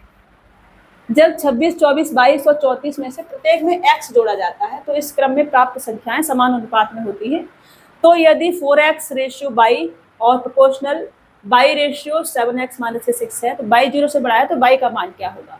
तो ऐसे क्वेश्चंस में मैंने आपको तरीका बताया है। एक तो है कि बेसिक तरीका आप ये लगाएंगे कि क्या दे रखा है मेरे को 26, ठीक है ना। x जोड़ा जाता है तो 26 प्लस का x बट्टे 40 प्लस का x बराबर 22 प्लस का x बट्टे 34 प्लस का x। ये है इस क्वेश्चन का मतलब कहने का। लेकिन ऐसा तरीका लगाएंगे तो आपको नहीं लगता कि क्वेश्चन को सॉल्व करने में बहुत ज़्यादा समय लग जाएगा, है ना। तो ये वाला तरीका आपने नहीं लगाना है, ठीक है। ये तरीका क्या करना है, नहीं लगाना है। तो लगाना कौन सा है, तरीका लगाना है, हमने यहाँ लिखा 26, यहाँ लिखा 40, यहाँ लिखा 22 और यहाँ लिखा 34, ठीक है। ये रेशियो में चाहिए मेरे को प्राप्त संख्याएं समानुपात में x जोड़ने के बाद में, तो इन दोनों का डिफरेंस लेंगे कितना आ जाएगा 14 का, इन दोनों का डिफरेंस लेंगे कितना आ जाएगा आपका 12 का, ठीक है ना। 4 में से 2 जाएंगे, 2 जाएंगे, 2 बचेगा, 3 में से 2 जाएंगे, 1 बचेगा। अभी इनको कट रही है तो और काट लो, 2 सत्ते 14 और 2 छिक्के 12। अब इन दोनों का भी डिफरेंस लो कितना आ जाएगा 1। अब हमें 1 की वैल्यू प्राप्त होगी। फिर यहाँ से 26 का मल्टीपल इसके साथ कर लो, 22 का मल्टीपल इसके साथ कर दो, 7 दूनी 14 मतलब होगा 4, 5 और 1, 154 आ जाएगा। इधर करेंगे तो 6 36 कर लेंगे 3, 6 दूनी 12 और 3 15, 156 आ जाएगा। तो जो भी बड़ा है उसमें से माइनस करोगे, 156 में से माइनस करेंगे कितना 154, कितना आ जाएगा आपके पास 2 आ जाएगा। मतलब 2 अगर इसमें हम क्या कर दें जोड़ दें तो प्राप्त संख्याएं क्या हो जाएंगी समानुपात में हो जाएंगी। आप इधर करके देख लेना। अब मेरे से ये जो पूछा है ये इसकी वैल्यू में निकालती हूँ। मेरे से पूछा है 4x, तो 4 दूनी 8, रेशियो बाई प्रोपोर्शनल लगाएंगे यहाँ पर, फिर से बाई है और ये आ जाएगा आपका कितना रेशियो 7 दूनी 14, 14 में से 6 जाएगा तो आपके पास 8 आ जाएगा, ठीक है। तो यहाँ से दोनों का मल्टीपल करेंगे तो 22 स्क्वायर बराबर इधर मल्टीपल करेंगे 8 8 64, मतलब कि ये क्या है 8 का स्क्वायर बनेगा। तो स्क्वायर से स्क्वायर और बाई बराबर कितना आ जाएगा 8, ये क्या होगा आपका आंसर होगा, ठीक है। बाई बराबर 8, ऑप्शन 4 वाला आपका राइट आंसर हो जाएगा। अब देखो थोड़ा सा अगर दिमाग लगाते तो लिखने की आवश्यकता थोड़ी थी, आपको पता है कि बाई स्क्वायर बनेगा और 8 × 8 बनेगा, 8 का स्क्वायर 8, बाई की वैल्यू 8 टिक करके आगे बढ़ जाते। ये जो हमने गड़म गड़म करा है ये करने की आवश्यकता नहीं थी। बट अभी आप सीख रहे हैं, जो 12th लेवल वाले बच्चे हैं जो पेपर देंगे RRB RTPC वाले, तो उनके लिए जरूरी है कि उन्हें एक एक पॉइंट लिखा हुआ मिलना चाहिए ताकि उनके जो भी डाउट रहेंगे वो भी क्लियर होते चलेंगे, ठीक है। चलिए, जब 30, 15, 21 और 11 में से प्रत्येक में x जोड़ा जाता है तो इस प्रकार क्रम में प्राप्त संख्याएं समान अनुपात में होती हैं। आप कहेंगे सेम क्वेश्चंस मैम क्यों पटक दिया आपने यहाँ पर। क्वेश्चंस आपको सेम दिख रहा होगा बट अभी सॉल्व करेंगे ना तो आपको कुछ नया भी इसमें सीखने को मिलेगा, ठीक है। सेम वैसे रिपीटेशन हटा दिया है मैंने, बट इसमें कुछ नई चीजें भी आपको सीखने को मिलेगी। जैसे कि मेरे को संख्या दे रखी है 30, 15, 21 और 11, ठीक है। x जोड़ा जाता है तो प्राप्त संख्याएं समानुपात में हो जाती हैं। तो यहाँ से इसको डिफरेंस लेंगे 15 आ जाएगा, यहाँ से डिफरेंस लेंगे तो कितना आ जाएगा 9 और 1 10 आ जाएगा, ठीक है। फिर हम इससे तोड़ेंगे तो 5 × 15 और 5 दूनी 10 आ जाएगा। दोनों का डिफरेंस लेंगे तो 1 आ जाएगा। 1 की वैल्यू कितनी आ जाएगी 30 का मल्टीपल भर करेंगे 30 दूनी 60 आ जाएगा। 21 का मल्टीपल भर करेंगे 21 × 63 आ जाएगा। 1 की वैल्यू कितनी आ जाएगी 63 माइनस के 60 = 3 आ जाएगा, ठीक है, ये आ जाएगा। अब यहाँ से जो हम ये तरीका लगाते हैं ना, इससे हमें प्लस और माइनस नहीं पता चल पाता। वैल्यू तो एग्जैक्ट आती है आपके, लेकिन प्लस और माइनस पता नहीं चल पाता है कि 1 की वैल्यू जो 3 आई है ये प्लस की आई है या फिर माइनस की आई है। समझ रहे हो। अगर हम ये x वाला जो तरीका लगाते हैं यहाँ से, जैसे 30 + x में लिखती यहाँ पर और 15 + x लिखती और बराबर 21 + x लिखती और यहाँ पर 11 + x लिखती, तो यहाँ से x का मुझे एग्जैक्ट मान प्राप्त होता कि x माइनस का है या प्लस का है। तो अब आपने क्या करना पड़ेगा, यहाँ पर रख के देखना पड़ेगा इस वैल्यू को 3 को। अगर मैं प्लस के 3 लूँ तो ये आंसर फिट नहीं बैठ रहा है। प्लस के 3 लोगे तो 33 और 3 यहाँ पर 18 आ जाएगा, बराबर 3 ऐड करोगे 24 और बट्टे में 3 ऐड करोगे तो 14 आ जाएगा। तो ये बराबर रेशियो नहीं होगा, कट जाएगा। देखो बराबर नहीं बनेगा ना, क्योंकि ये 11 का मल्टीपल है और ये बनेगा आपका 3 से काटोगे 11 और 3 से काटोगे 6 और ये 2 से काटोगे 12 और 2 से काटोगे 7। बराबर रेशियो बना नहीं बना। तो हमें क्या करना पड़ेगा, ये जो 3 आया है माइनस का लिखना पड़ेगा, माइनस का ऐड करना पड़ेगा, ठीक है ना। तो ये जो 3 है इससे हमें माइनस का 3 लेना पड़ेगा, माइनस का 3 यूज करना पड़ेगा। अब माइनस का 3 ऐड करोगे तो माइनस में रहेगा, ठीक है ना। तो ये जो 30 है इसमें प्लस का x और x की वैल्यू माइनस के 3 अगर मैं रखती हूँ तो माइनस के प्लस माइनस माइनस हो जाएगा, तो ये आ जाएगा मेरे पास 27 और 15 में से 3 जाएंगे तो 12 = 21 में से 3 जाएंगे 18 अपॉन में 11 में से 3 जाएंगे तो 8। अब काटो 3 निम 27 और 3 चौक 12, 2 निम 18 और 2 चौक 8। अब बन गया ना 9/4 और 9/4। अब बना सेम रेशियो, ये है प्रोपोर्शनल में संख्या समानुपात में, ठीक है। तो यहाँ से वैल्यू तो आपको एग्जैक्ट मिलती है बट प्लस की मिलेगी या माइनस की मिलेगी ये यहाँ से क्लियर नहीं होता है। तो आपने प्लस और माइनस दोनों को रख के एक बार देख लेना है, ठीक है, समझ रहे हो ना, एक बार चेक कर लेना है। वैसे तो नॉर्मल ऐसा नहीं होगा, बट एग्जामिनर के दिमाग में है ना ऐसे ख्याल अब आने लगे हैं कि क्वेश्चंस को थोड़ा घुमाया जाए, नया कुछ बनाया जाए, तो एग्जामिनर अब वैसे उटपटांग काम भी करने लग गया है, तो थोड़ा अपना ख्याल रखना, ठीक है। तो यहाँ से मैं इसको हटा देती हूँ, और ये जो आपका 1 है इसकी वैल्यू जो 3 हमारी आई थी, इसकी वैल्यू आपने -3 यूज करनी है, ठीक है। क्या यूज करनी है? -3 यूज करनी है। और अब हम अपने क्वेश्चंस को सॉल्व करेंगे। क्वेश्चन हमसे पूछा है कि 6x, तो 6 का -3 से मल्टीपल करेंगे तो माइनस का 6 तिया 18, रेशियो लिखेंगे 22, फिर प्रोपोर्शनल है 22 और उसके बाद रेशियो है 3 तिरका 9, -9 और -9 -18, ठीक है। अब 22 स्क्वायर बराबर -18 इंटू -18, तो 22 बराबर कितना आ जाएगा? 18। ऑप्शन फर्स्ट वाला आपका राइट आंसर हो जाएगा। अब मल्टीपल कर लो आप ऐसे, 22 square is equal to -18 into का -18, तो माइनस से माइनस कट जाएगा, हमारे पास क्या आ जाएगा? 18 का स्क्वायर, और स्क्वायर से स्क्वायर भी उड़ जाएगा, बाई बराबर कितना आ जाएगा? 18। ये क्या हो जाएगा आपका आंसर। समझ में आ रहा है? ये जो हम तरीका लगा रहे हैं वो जो ऐसे प्लस करके लगाओगे, एक्स प्लस करके, उससे जल्दी आ जाएगा। बस आपने इतना चेक कर ले, अगर प्लस की वैल्यू रख के आपका आंसर सही नहीं आ रहा है तो माइनस की वैल्यू रख के आपने उसमें कर देना है, ठीक है ना। क्योंकि यहाँ से हमें एग्जैक्ट ये पता नहीं चल पाता है कि ये प्लस का आएगा या माइनस का, बट एक्स हम इसमें ऐड करके करते हैं तो वहाँ से हमें एग्जैक्ट वैल्यू पता चल पाती है कि माइनस का है या प्लस का, ठीक है। चलो, कुछ नया मिला ना सीखने को, मेरे को भी पहली बार नया मिला है सीखने को। ये दो संख्याओं का अनुपात 5:3 है तथा उनके लासापा तथा मासापा का गुणनफल 135 है, तो लासापा तथा मासापा के व्युत्क्रमों का योग क्या होगा, ये हमसे कहा जा रहा है, ठीक है। तो रेसिप्रोकल सम हमसे पूछा है, एलसीएम और एचसीएफ, तो वो क्या होगा? एलसीएम प्लस के HCF बट्टे में एलसीएम इंटू का HCF, ठीक है ना, ये होगा रेसिप्रोकल सम इसका, एलसीएम और HCF का। तो दो संख्याओं का अनुपात मेरे को दे रखा है 5:3 तथा उनका लासापा और मासापा दे रखा है 135 गुणनफल उनका, ठीक है ना। तो आपको पता है कि संख्याओं का मल्टीपल इज इक्वल टू क्या होता है? एलसीएम इंटू का HCF होता है, ठीक है, ये मैंने आपको कराया था। तो संख्याओं का मल्टीपल में लिखूं तो 5 तिया 15, रेशियो एक्स लेके करेंगे, ठीक है ना, तो 5 तिया 15 x square is equal to कितना आ जाएगा? 135 आ जाएगा। 15 से काटोगे 15 निम्मा 135, ये 9 क्या है हमारे पास में? 3 का स्क्वायर है बाबा, तो स्क्वायर से स्क्वायर x बराबर कितना आ जाएगा? 3 आ जाएगा। अब x बराबर अगर 3 है तो संख्याएं कितनी आ जाएंगी? 5 तिया 15 और 3 त्रिका 9, ये हमारे पास संख्याएं आ जाएंगी, ठीक है। ये क्या है? संख्याएं। रेशियो जो दे रखा था ऊपर वो हमने नीचे नहीं लिखा, इधर कर दिया, ठीक है ना, संख्याएं आ गई हमारे पास। अब मैं एलसीएम लूं तो एलसीएम कितना आ जाएगा? क्योंकि मेरे को सम भी चाहिए ना, तो एलसीएम कितना आ जाएगा? एलसीएम 15 और 9 का कितना आ जाएगा? 45, ठीक है ना, 45 दोनों से कटेगा, तो एलसीएम इनका 45 आ जाएगा। एचसीएफ अगर लूं तो दोनों संख्याएं 3 से कटेंगी तो 3 आ जाएगा। तो ये जो हमसे पूछा है एलसीएम प्लस का एचसीएफ कितना आ जाएगा? 48, और एलसीएम इंटू एचसीएफ मेरे को दे रखा है कितना है?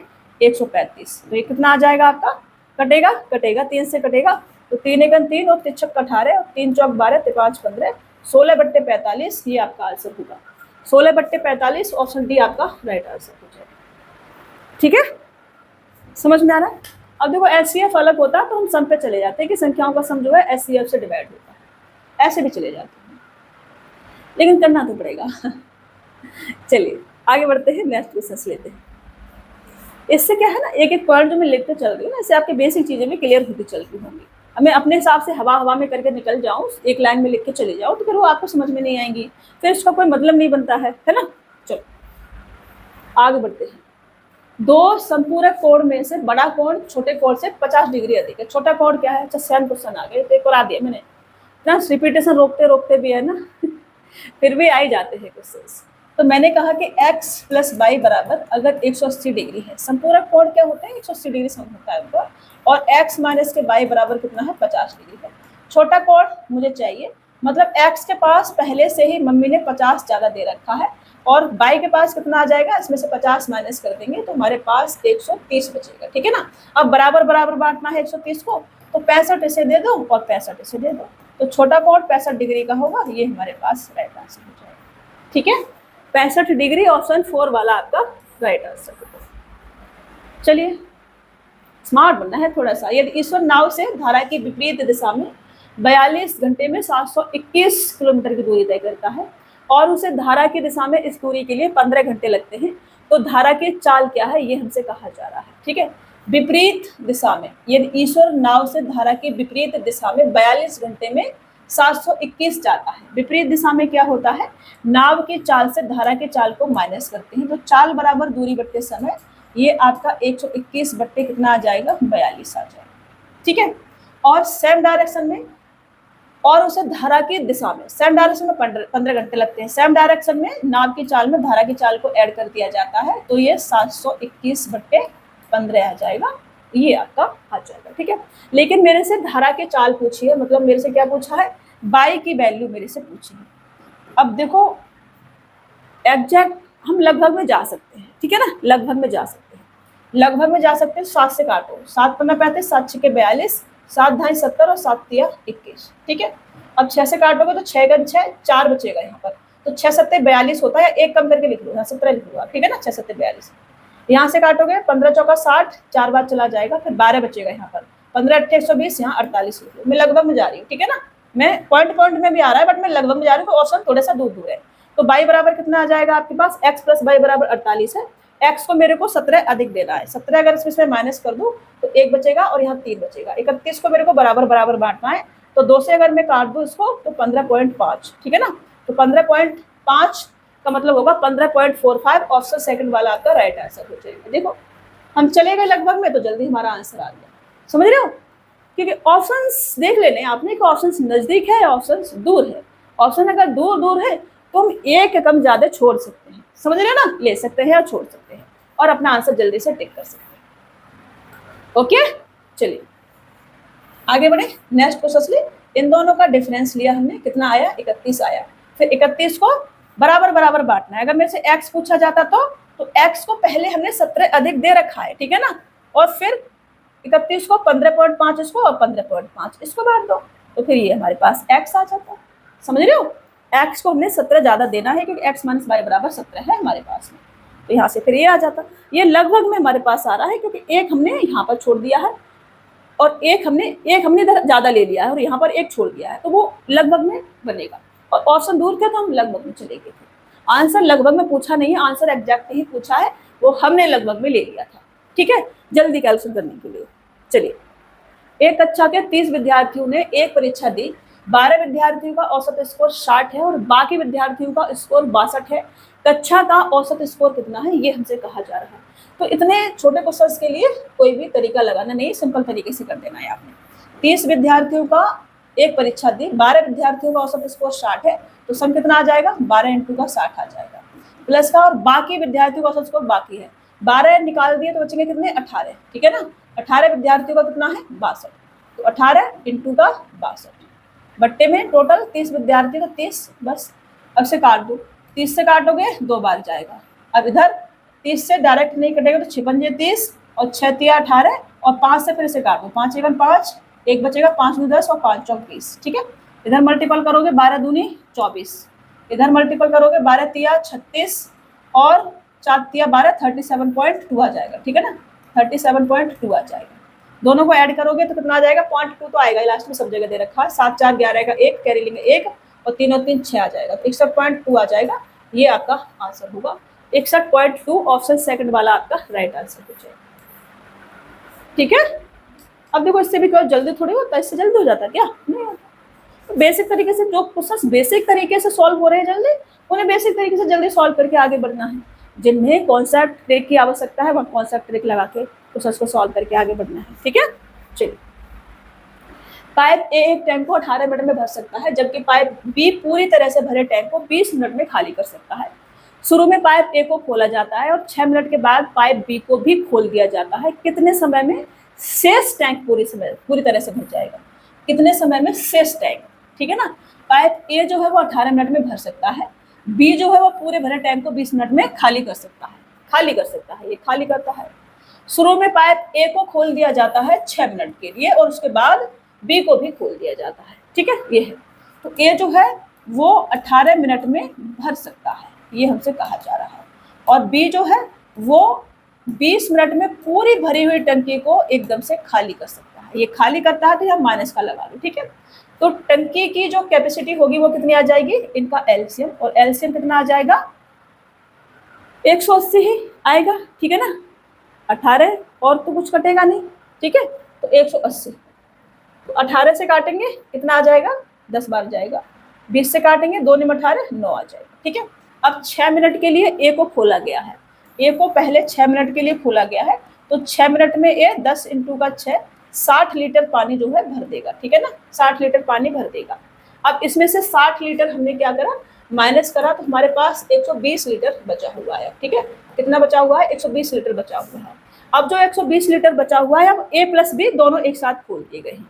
अब ए प्लस बी दोनों एक साथ खोल दिए, बी है माइनस का, तो ये कितना आ जाएगा 10 माइनस का 9 = 1, मतलब कि 1 मिनट में केवल 1 लीटर पानी जाता है। 1 मिनट में केवल 1 लीटर पानी जाता है, और उसमें भरना कितना है, 120 लीटर भरना है। तो टाइम कितना लगेगा, 120 मिनट का लग जाएगा बस, ठीक है ना। ये आपका आंसर है 4th वाला। इतनी सी बात थी, समझ में आ गया। चलिए आगे बढ़े। मैंने बहुत डिटेल में क्वेश्चंस को समझाते हुए चल रही हूँ। मैं तो सॉल्व कर एक लाइन में सॉल्व करके बड़म बड़म करके आगे भाग सकती हूँ, बट वो अच्छी बात नहीं है। टीचर का कर्तव्य होता है कि स्टूडेंट को डिटेल में समझाया जाए ताकि बच्चे को समझ में आए। पढ़ने का मतलब, क्योंकि टाइम बहुत वैल्यूएबल चीज़ होती है, उसे खराब नहीं करना है कहीं भी। वहाँ खराब करना है जहाँ से हमें चीज़ें कुछ सीखने को मिले, ठीक है। चलिए, ये x और 238 के बीच का माध्यानुपात 260 है, तो x का मान कितना होगा, ये हमसे कहा जा रहा है। x और 238 के बीच का माध्य अनुपात 260 है, तो x का मान क्या होगा, मतलब कि मीन प्रोपोर्शनल। मीन प्रोपोर्शनल क्या होता है, मीन प्रोपोर्शनल, ठीक है ना। शॉर्ट में रहने देती हूँ। मीन प्रोपोर्शनल होता है √ का कितना, AB, ठीक है। मीन प्रोपोर्शनल तो x और 38 के बीच का समांतर माध्य 260 है, तो मैं यहाँ से रूट हटा लो तो इधर ले आओ, तो 260 का स्क्वायर, 260 का स्क्वायर = कितना आ जाएगा, x × का 338। मैं 238 पढ़ रही थी क्या, ये 338 है, ठीक है बाबा। अब देखो x का मान क्या होगा, ये मेरे से पूछा है, तो यहाँ से x बराबर क्या आ जाएगा, 260 का स्क्वायर करेंगे तो 260 × 260 कर लेती हूँ। 260 676 होता है वैसे तो, बट 260 × 260 ही लिख लेती हूँ मैं। बट्टे में कितना आ जाएगा, 338 आ जाएगा, ठीक है। ये आ गया। 13 से कटना चाहिए, 13 दूनी 26 और उसके बाद 13 पंजे 65, 13 छः 78 कटेगा। 13 दूनी 26 और 13 छिक्के 78, फिर 13 दूनी 26, ठीक है ना। फिर 26 से ये 26 कटेगा 10 बार, और ये मेरे का आ जाएगा 200 आ जाएगा x, और ये आपका क्या हो जाएगा आंसर, x 200 हो जाएगा। फर्स्ट वाला आपका आंसर हो जाएगा, ठीक है। मीन प्रोपोर्शनल, ये सारी चीजें मैंने आपको करा रखी है, सिलेबस में सब कुछ करा रखा है A to Z। वह अवधि ज्ञात कीजिए जिसमें 1200 रुपए की धनराशि 4% वार्षिक साधारण ब्याज की दर से 2280 रुपए हो जाएगी, ये हमसे कहा जा रहा है। बहुत ही सिंपल सा क्वेश्चन है। प्रिंसिपल हमें दे रखा है 1200 रुपए, अमाउंट हमें दे रखा है कितना, 2280 रुपए, ठीक है ना। तो जो ब्याज होगा SI होगा वो कितना आ जाएगा, इसमें से इसको माइनस करेंगे। 1200 रुपए की धनराशि 4% वार्षिक साधारण ब्याज की दर से 2280 रुपए हो जाती है, तो 800 और 200 1080 रुपए, ठीक है ना। 1080 रुपए हमारा क्या आ जाएगा, ब्याज आ जाएगा। फॉर्मूला लगा देते हैं अपना, 1200 रुपए पर 4% की दर से T टाइम में जो ब्याज मिलता है वो मिलता है हमें 1080 रुपए, ठीक है ना। तो 00 से 00 और 12 से 12 × 108, T बराबर कितना आ जाएगा, 2 से काटेंगे तो 45 और 22.5, ठीक है ना। ये आपका राइट आंसर हो जाएगा, ठीक है। 22.5 ऑप्शन सेकंड वाला आपका राइट आंसर होगा। टाइम हमसे पूछा था, एक विक्रेता ने 1 रुपए में 7 नींबू खरीदे, 75% लाभ प्राप्त करने के लिए उसे 1 रुपए में कितने नींबू बेचने होंगे। 1 रुपया में ही खरीदा है, 1 रुपया में ही बेचा है, कैसा कर दिया, प्राइस फिक्स कर दिया, तो उसमें क्या होगा, 75% लाभ हमें कमाना है। 75% बराबर क्या होता है आपका, 3/4 होता है। प्राइस का अगर मैं रेशियो लूँ तो 4 की वैल्यू को 3 अधिक करके बेचता है, मतलब 7 में बेचता है, तो क्वांटिटी क्या हो जाएगी, उल्टी हो जाएगी, 4/7 हो जाएगी, ठीक है ना। तो 1 रुपए में 7 नींबू खरीदे थे, 7 की वैल्यू अगर 7 हमें दे रखी है तो 4 की वैल्यू 4 होगी और ये आपका आंसर होगा। 1 रुपए में 4 उसे बेचने हैं। ठीक है, ऑप्शन 4 वाला आपका राइट आंसर हो जाएगा। ये मैंने आप एक्सपेंडिचर से भी समझ सकते हैं कि एक्सपेंडिचर अगर हमने फिक्स कर दिया, जितने में मैंने खरीदा था उतना ही हमें हम बेच रहे हैं, तो प्राइस दे रखा है तो प्राइस का उल्टा क्वांटिटी हो जाती है। कंजप्शन है तो प्राइस का उल्टा कंजप्शन हो जाता है। ठीक है ना, अभी हमको क्वांटिटी है एक, मतलब 7 नींबू है, तो प्राइस का उल्टा क्वांटिटी हो जाएगी। ठीक है, चलिए ये क्वेश्चन है एक हमारा, इसको सॉल्व करेंगे। और ला ला ला ला ला ला, देखो अच्छा क्वेश्चन तो नहीं है।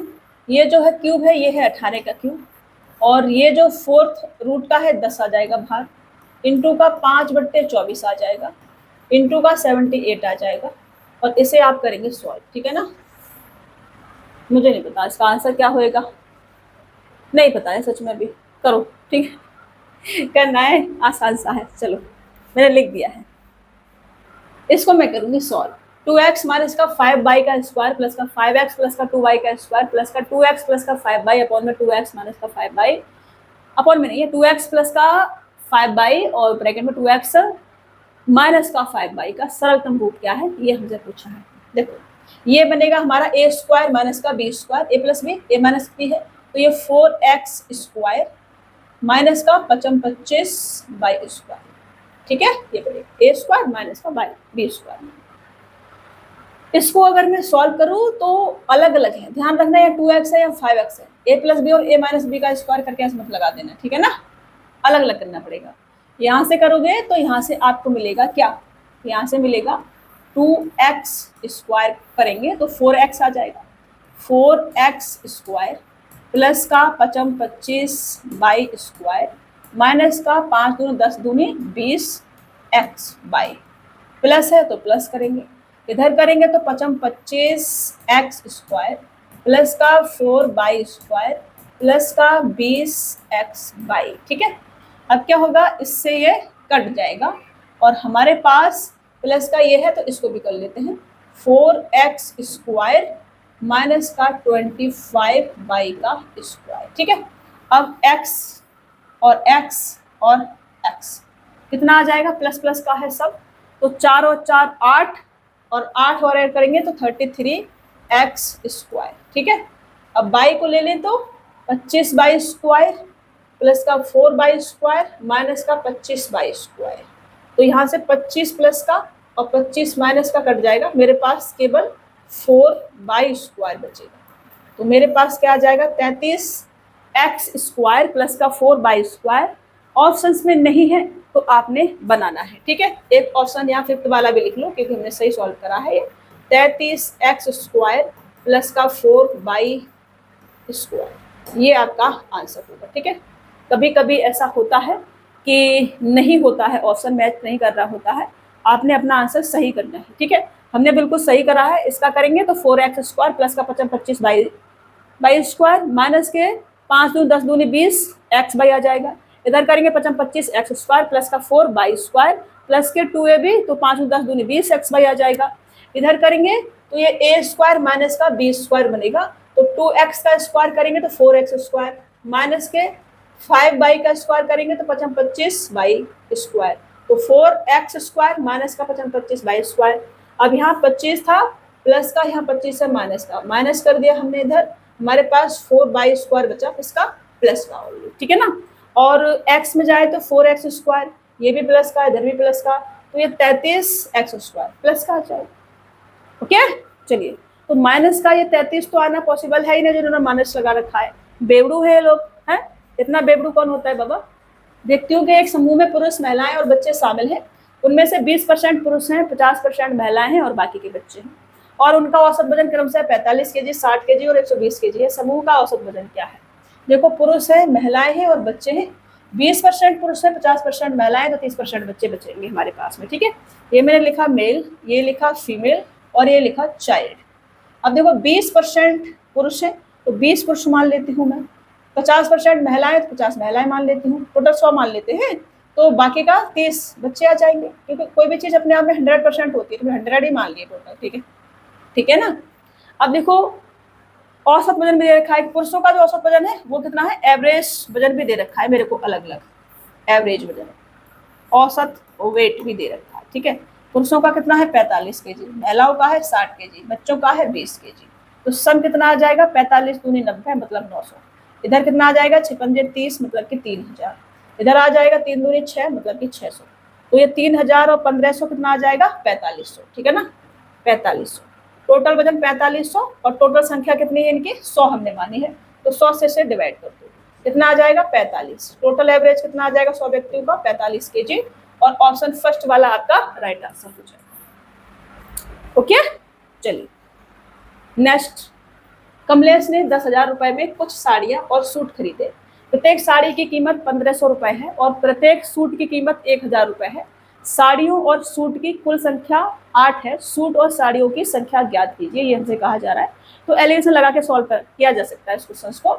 मैंने कहा कि टोटल उसने 10,000 रुपए खर्च करे हैं, ठीक है ना, टोटल 10,000 रुपए खर्च करा है और टोटल संख्या 8 है। अगर उसने टोटल सभी के सभी साड़ी खरीदी होती, सभी के सभी उसने क्या खरीदी होती, साड़ी खरीदी होती, या सभी के सभी सूट खरीदी होती, सभी की सभी साड़ी खरीदी होती, तो एक साड़ी की कीमत 1500, तो 8 साड़ी की कीमत कितनी आ जाती, 15×8 = 120 मतलब कि 12,000 आ जाती, ठीक है ना। और सभी के सभी अगर उसने सूट खरीद लिए होते तो एक सूट की कीमत 1000 है, तो 8 सूट की कीमत 8000 आ जाती। यहाँ से हमें सूट के और साड़ी के रेशियो मिल जाएगा, ठीक है। इसमें से माइनस करेंगे तो 2000 आ जाएगा, इसमें से माइनस करेंगे तो 2000 आ जाएगा। मतलब सूट और साड़ी क्या है, सेम रेशियो में है, तो 1:1 बनेगा। और 1:1 का मतलब क्या होगा, टोटल 8 है हमारे पास सूट और साड़ी, तो 4 ये होंगे और 4 ही ये होंगे, ठीक है ना। 8 को हमने बांट दिया, तो 4 साड़ियाँ 4 सूट होंगे। ऑप्शन 4 वाला आपका राइट आंसर। अब देख लो एक बार अच्छे से, ठीक है, क्योंकि 8 थे टोटल, तो 8 को मेरे को 1:1 में बांटना है, तो 4 साड़ी 4 सूट हो जाएंगे। चलो, साधारण ब्याज पर कोई धनराशि 12 वर्षों में किस ब्याज दर से स्वयं की दोगुनी हो जाएगी। प्रिंसिपल 100 और इंटरेस्ट भी 100 मिला है, साधारण ब्याज भी 100 मिला है, तो टाइम बराबर कितना आ जाएगा, 100/12 आ जाएगा, ठीक है ना। अच्छा, रेट ऑफ इंटरेस्ट हमसे पूछा है, तो रेट बराबर क्या आ जाएगा, 100/12 आ जाएगा। 100/12 का मतलब क्या होगा आपका 8.33%, ठीक है। ओके, 12×8 = 96, 4 बचेगा, 12×3 = 36, 4 बचेगा, 12×3 = 36। ऑप्शन पहला वाला राइट आंसर आ जाएगा। नहीं आ रहा समझ में, देखो मैं डिटेल में समझाती हूँ। मैंने माना प्रिंसिपल 100 रुपए, ठीक है, ब्याज भी कितना मिला है 100 रुपए, क्योंकि दोगुनी हो जाएगी मतलब अमाउंट 200 रुपए हो जाएगा, समझ रहे हो। तो ब्याज कितना आ जाएगा, 100 रुपए आ जाएगा। ओके, 100 में से 100 जाएगा, 100 रुपए आ जाएगा। और टाइम मेरे को कितना दे रखा है, 12 वर्षों का। मेरे को क्या पूछा है, रेट ऑफ इंटरेस्ट पूछा है, तो रेट ऑफ इंटरेस्ट बराबर प्रिंसिपल इंटू का टाइम इंटू का rate of interest equal to ब्याज, जो कि कितनी है 100 रुपए, ठीक है। तो 100 से 100 जाएगा और आर बराबर कितना आ जाएगा, 100/12 आ जाएगा। तो 12 काटेंगे, 12×8 = 96 और उसके बाद 33.33, ठीक है। आ जाओ भैया, अरे रे क्या लिख रही हूँ मैं, लास्ट में चल के ऐसे मत करा करो भाई, ये गलत बात होती है। ये आपका आंसर हो जाएगा। तो इतना लिखना जरूरी थोड़ी है, यहाँ से समझना है ना एक लाइन में, ठीक है, एक लाइन में समझना है आपने। चलिए, मैंने डिटेल में भी सॉल्व कर दिया है। आगे बढ़ेंगे, नेक्स्ट क्वेश्चन लेंगे। मंजीत अपनी आय का 40% खर्च करता है, यदि वह 18,000 रुपये बचाता है तो उसकी आय कितनी होगी। देखो रिपीटेशन को रोकते हुए भी ये जो है ना आगे है क्वेश्चन, ऐसा क्वेश्चन से एक मैंने सॉल्व कराया है, आप करेंगे, ठीक है। इस ये वाला टाइप आज हम कराएंगे परसेंटेज में, ठीक है। आसान है ये क्वेश्चन तो बिल्कुल, बट इस टाइप के कठिन कठिन क्वेश्चन भी बनते हैं। बेसिक से शुरू करेंगे और पूरा हार्ड लेवल तक लेके जाएंगे इसे। अतुल का वेतन 10,000 रुपये प्रति माह है, वह 6,000 रुपये घर के किराए पर और 2500 बिलों पर खर्च करता है और बाकी धनराशि उसकी मासिक बचत है। एक साल में उसकी बचत ज्ञात कीजिए यदि उसके जन्मदिन के महीने में उसने अपनी सारी मासिक बचत को खर्च कर दिया है। 10,000 रुपये उसका वेतन था, 6,000 रुपये घर का किराया था, 2500 रुपये का बिल था और बाकी धनराशि उसकी बचत थी, ठीक है ना। तो देखो आसान क्वेश्चन है। 10,000 रुपये क्या है, वेतन है, उसमें से 6,000 रुपये क्या है, रेंट है, ठीक है ना, और उसमें से 2,500 रुपये क्या है, बिल है, बिल भरता है, ठीक है ना।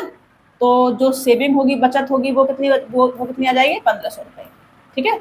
ये क्या है, उसकी बचत है 1,500 रुपये।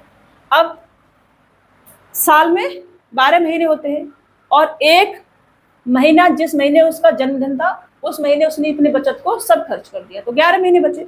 तो 11 महीने की बचत हमसे पूछिए, तो 11 महीने की बचत 0 0 5 6 और 1 16,500, ये आपका आंसर हो जाएगा फोर्थ वाला। 11 महीने की सेविंग्स पूछी थी हमसे, ठीक है। अब जिस महीने में उसका जन्मदिन था उस महीने उसने अपनी सारी बचत को खत्म कर दिया। 1500 रुपए तो खत्म होने ही है जन्मदिन में। एक लंबवृत्तीय शंकु का वक्रपृष्ठीय क्षेत्रफल 5400 पाई सेंटीमीटर स्क्वायर है तथा इसके आधार का व्यास 144 सेंटीमीटर है। शंकु की ऊंचाई सेंटीमीटर में ज्ञात कीजिए, ये हमसे कहा जा रहा है। तो सबसे पहले हम बनाएंगे एक शंकु, छोटा सा प्यारा सा। ये मैंने एक शंकु बनाया, प्यारा सा तो ये बिल्कुल भी नहीं बना है बट इसी से काम चलाना, ठीक है। ये हाइट हो गई, ये इसकी रेडियस हो गई, ये स्लैंट हाइट होगी, हाइट स्लैंट हाइट और ये इसकी रेडियस, ठीक है। तो इसके पहले कुछ फॉर्मूले लिखवा देती हूँ। वॉल्यूम इज इक्वल टू क्या आ जाएगा, 1/3 pi r square h. C S है मतलब कि वक्र पृष्ठीय क्षेत्रफल, जो कि हमें दे रखा है। सी एस से बराबर होता है पाई आर एल, एल होती है स्लैंट हाइट। टी एस से बराबर होता है आपका पाई आर एल, टी एस है टोटल सरफेस एरिया, प्लस का पाई आर स्क्वायर। एल बराबर होता है आपका एल का स्क्वायर बराबर आर का स्क्वायर प्लस का एच का स्क्वायर, ठीक है। ये 4 फॉर्मूले आपको याद रखने हैं।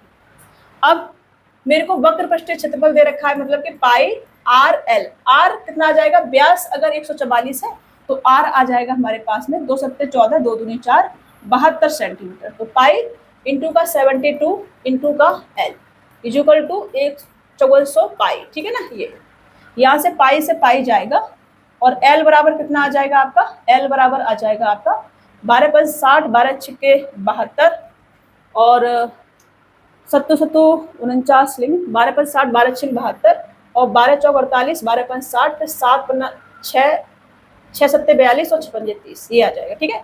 एल बराबर कितना आ जाएगा आपका, ये आ जाएगा आपका, इसका कितना गुना है 75 गुना है, तो एल बराबर 75 आपका यहाँ से आ जाएगा। एल बराबर अगर 75 है हमारे पास में, तो हमसे शंकु की ऊंचाई पूछी है, शंकु की ऊंचाई पूछी है, मतलब 75 का स्क्वायर नहीं लगाएंगे आप ट्रिपलेट्स बना लेंगे, ठीक है ना। तो एच और आर का जो स्क्वायर है वो किसके बराबर होना चाहिए, एल के स्क्वायर के बराबर होना चाहिए। आर मेरे पास कितना है 72 है और एल मेरे पास कितना है 75 है और मुझे क्या चाहिए, हाइट चाहिए, ठीक है ना। तो इसको आप तोड़ लो, तोड़ोगे तो 3 से कट जाएगा सब, ठीक है ना। 3 से काटोगे 3 दूनी 6 3 चौक 12, 3 से काटोगे तो 3 दूनी 6 और 5 15, तो 25 में से 24 का स्क्वायर अगर हम माइनस कर दें तो हमारे पास कितना आ जाएगा 100 आ जाएगा। 100 का मतलब होगा कि यहाँ पर 10 बनेगा। अब मैंने 3 से काटा है, ठीक है ना। अरे 100 क्यों बनेगा, 625 होता है ना, 676 थोड़ी होता है, दिमाग कहाँ जा रहा है। ये होता है 576 और ये होता है 625, तो 24 और ये 49, 49 का मतलब 7, ठीक है ना। 7 का मतलब यहाँ 7 आ जाएगा, इसको हटा देती हूँ।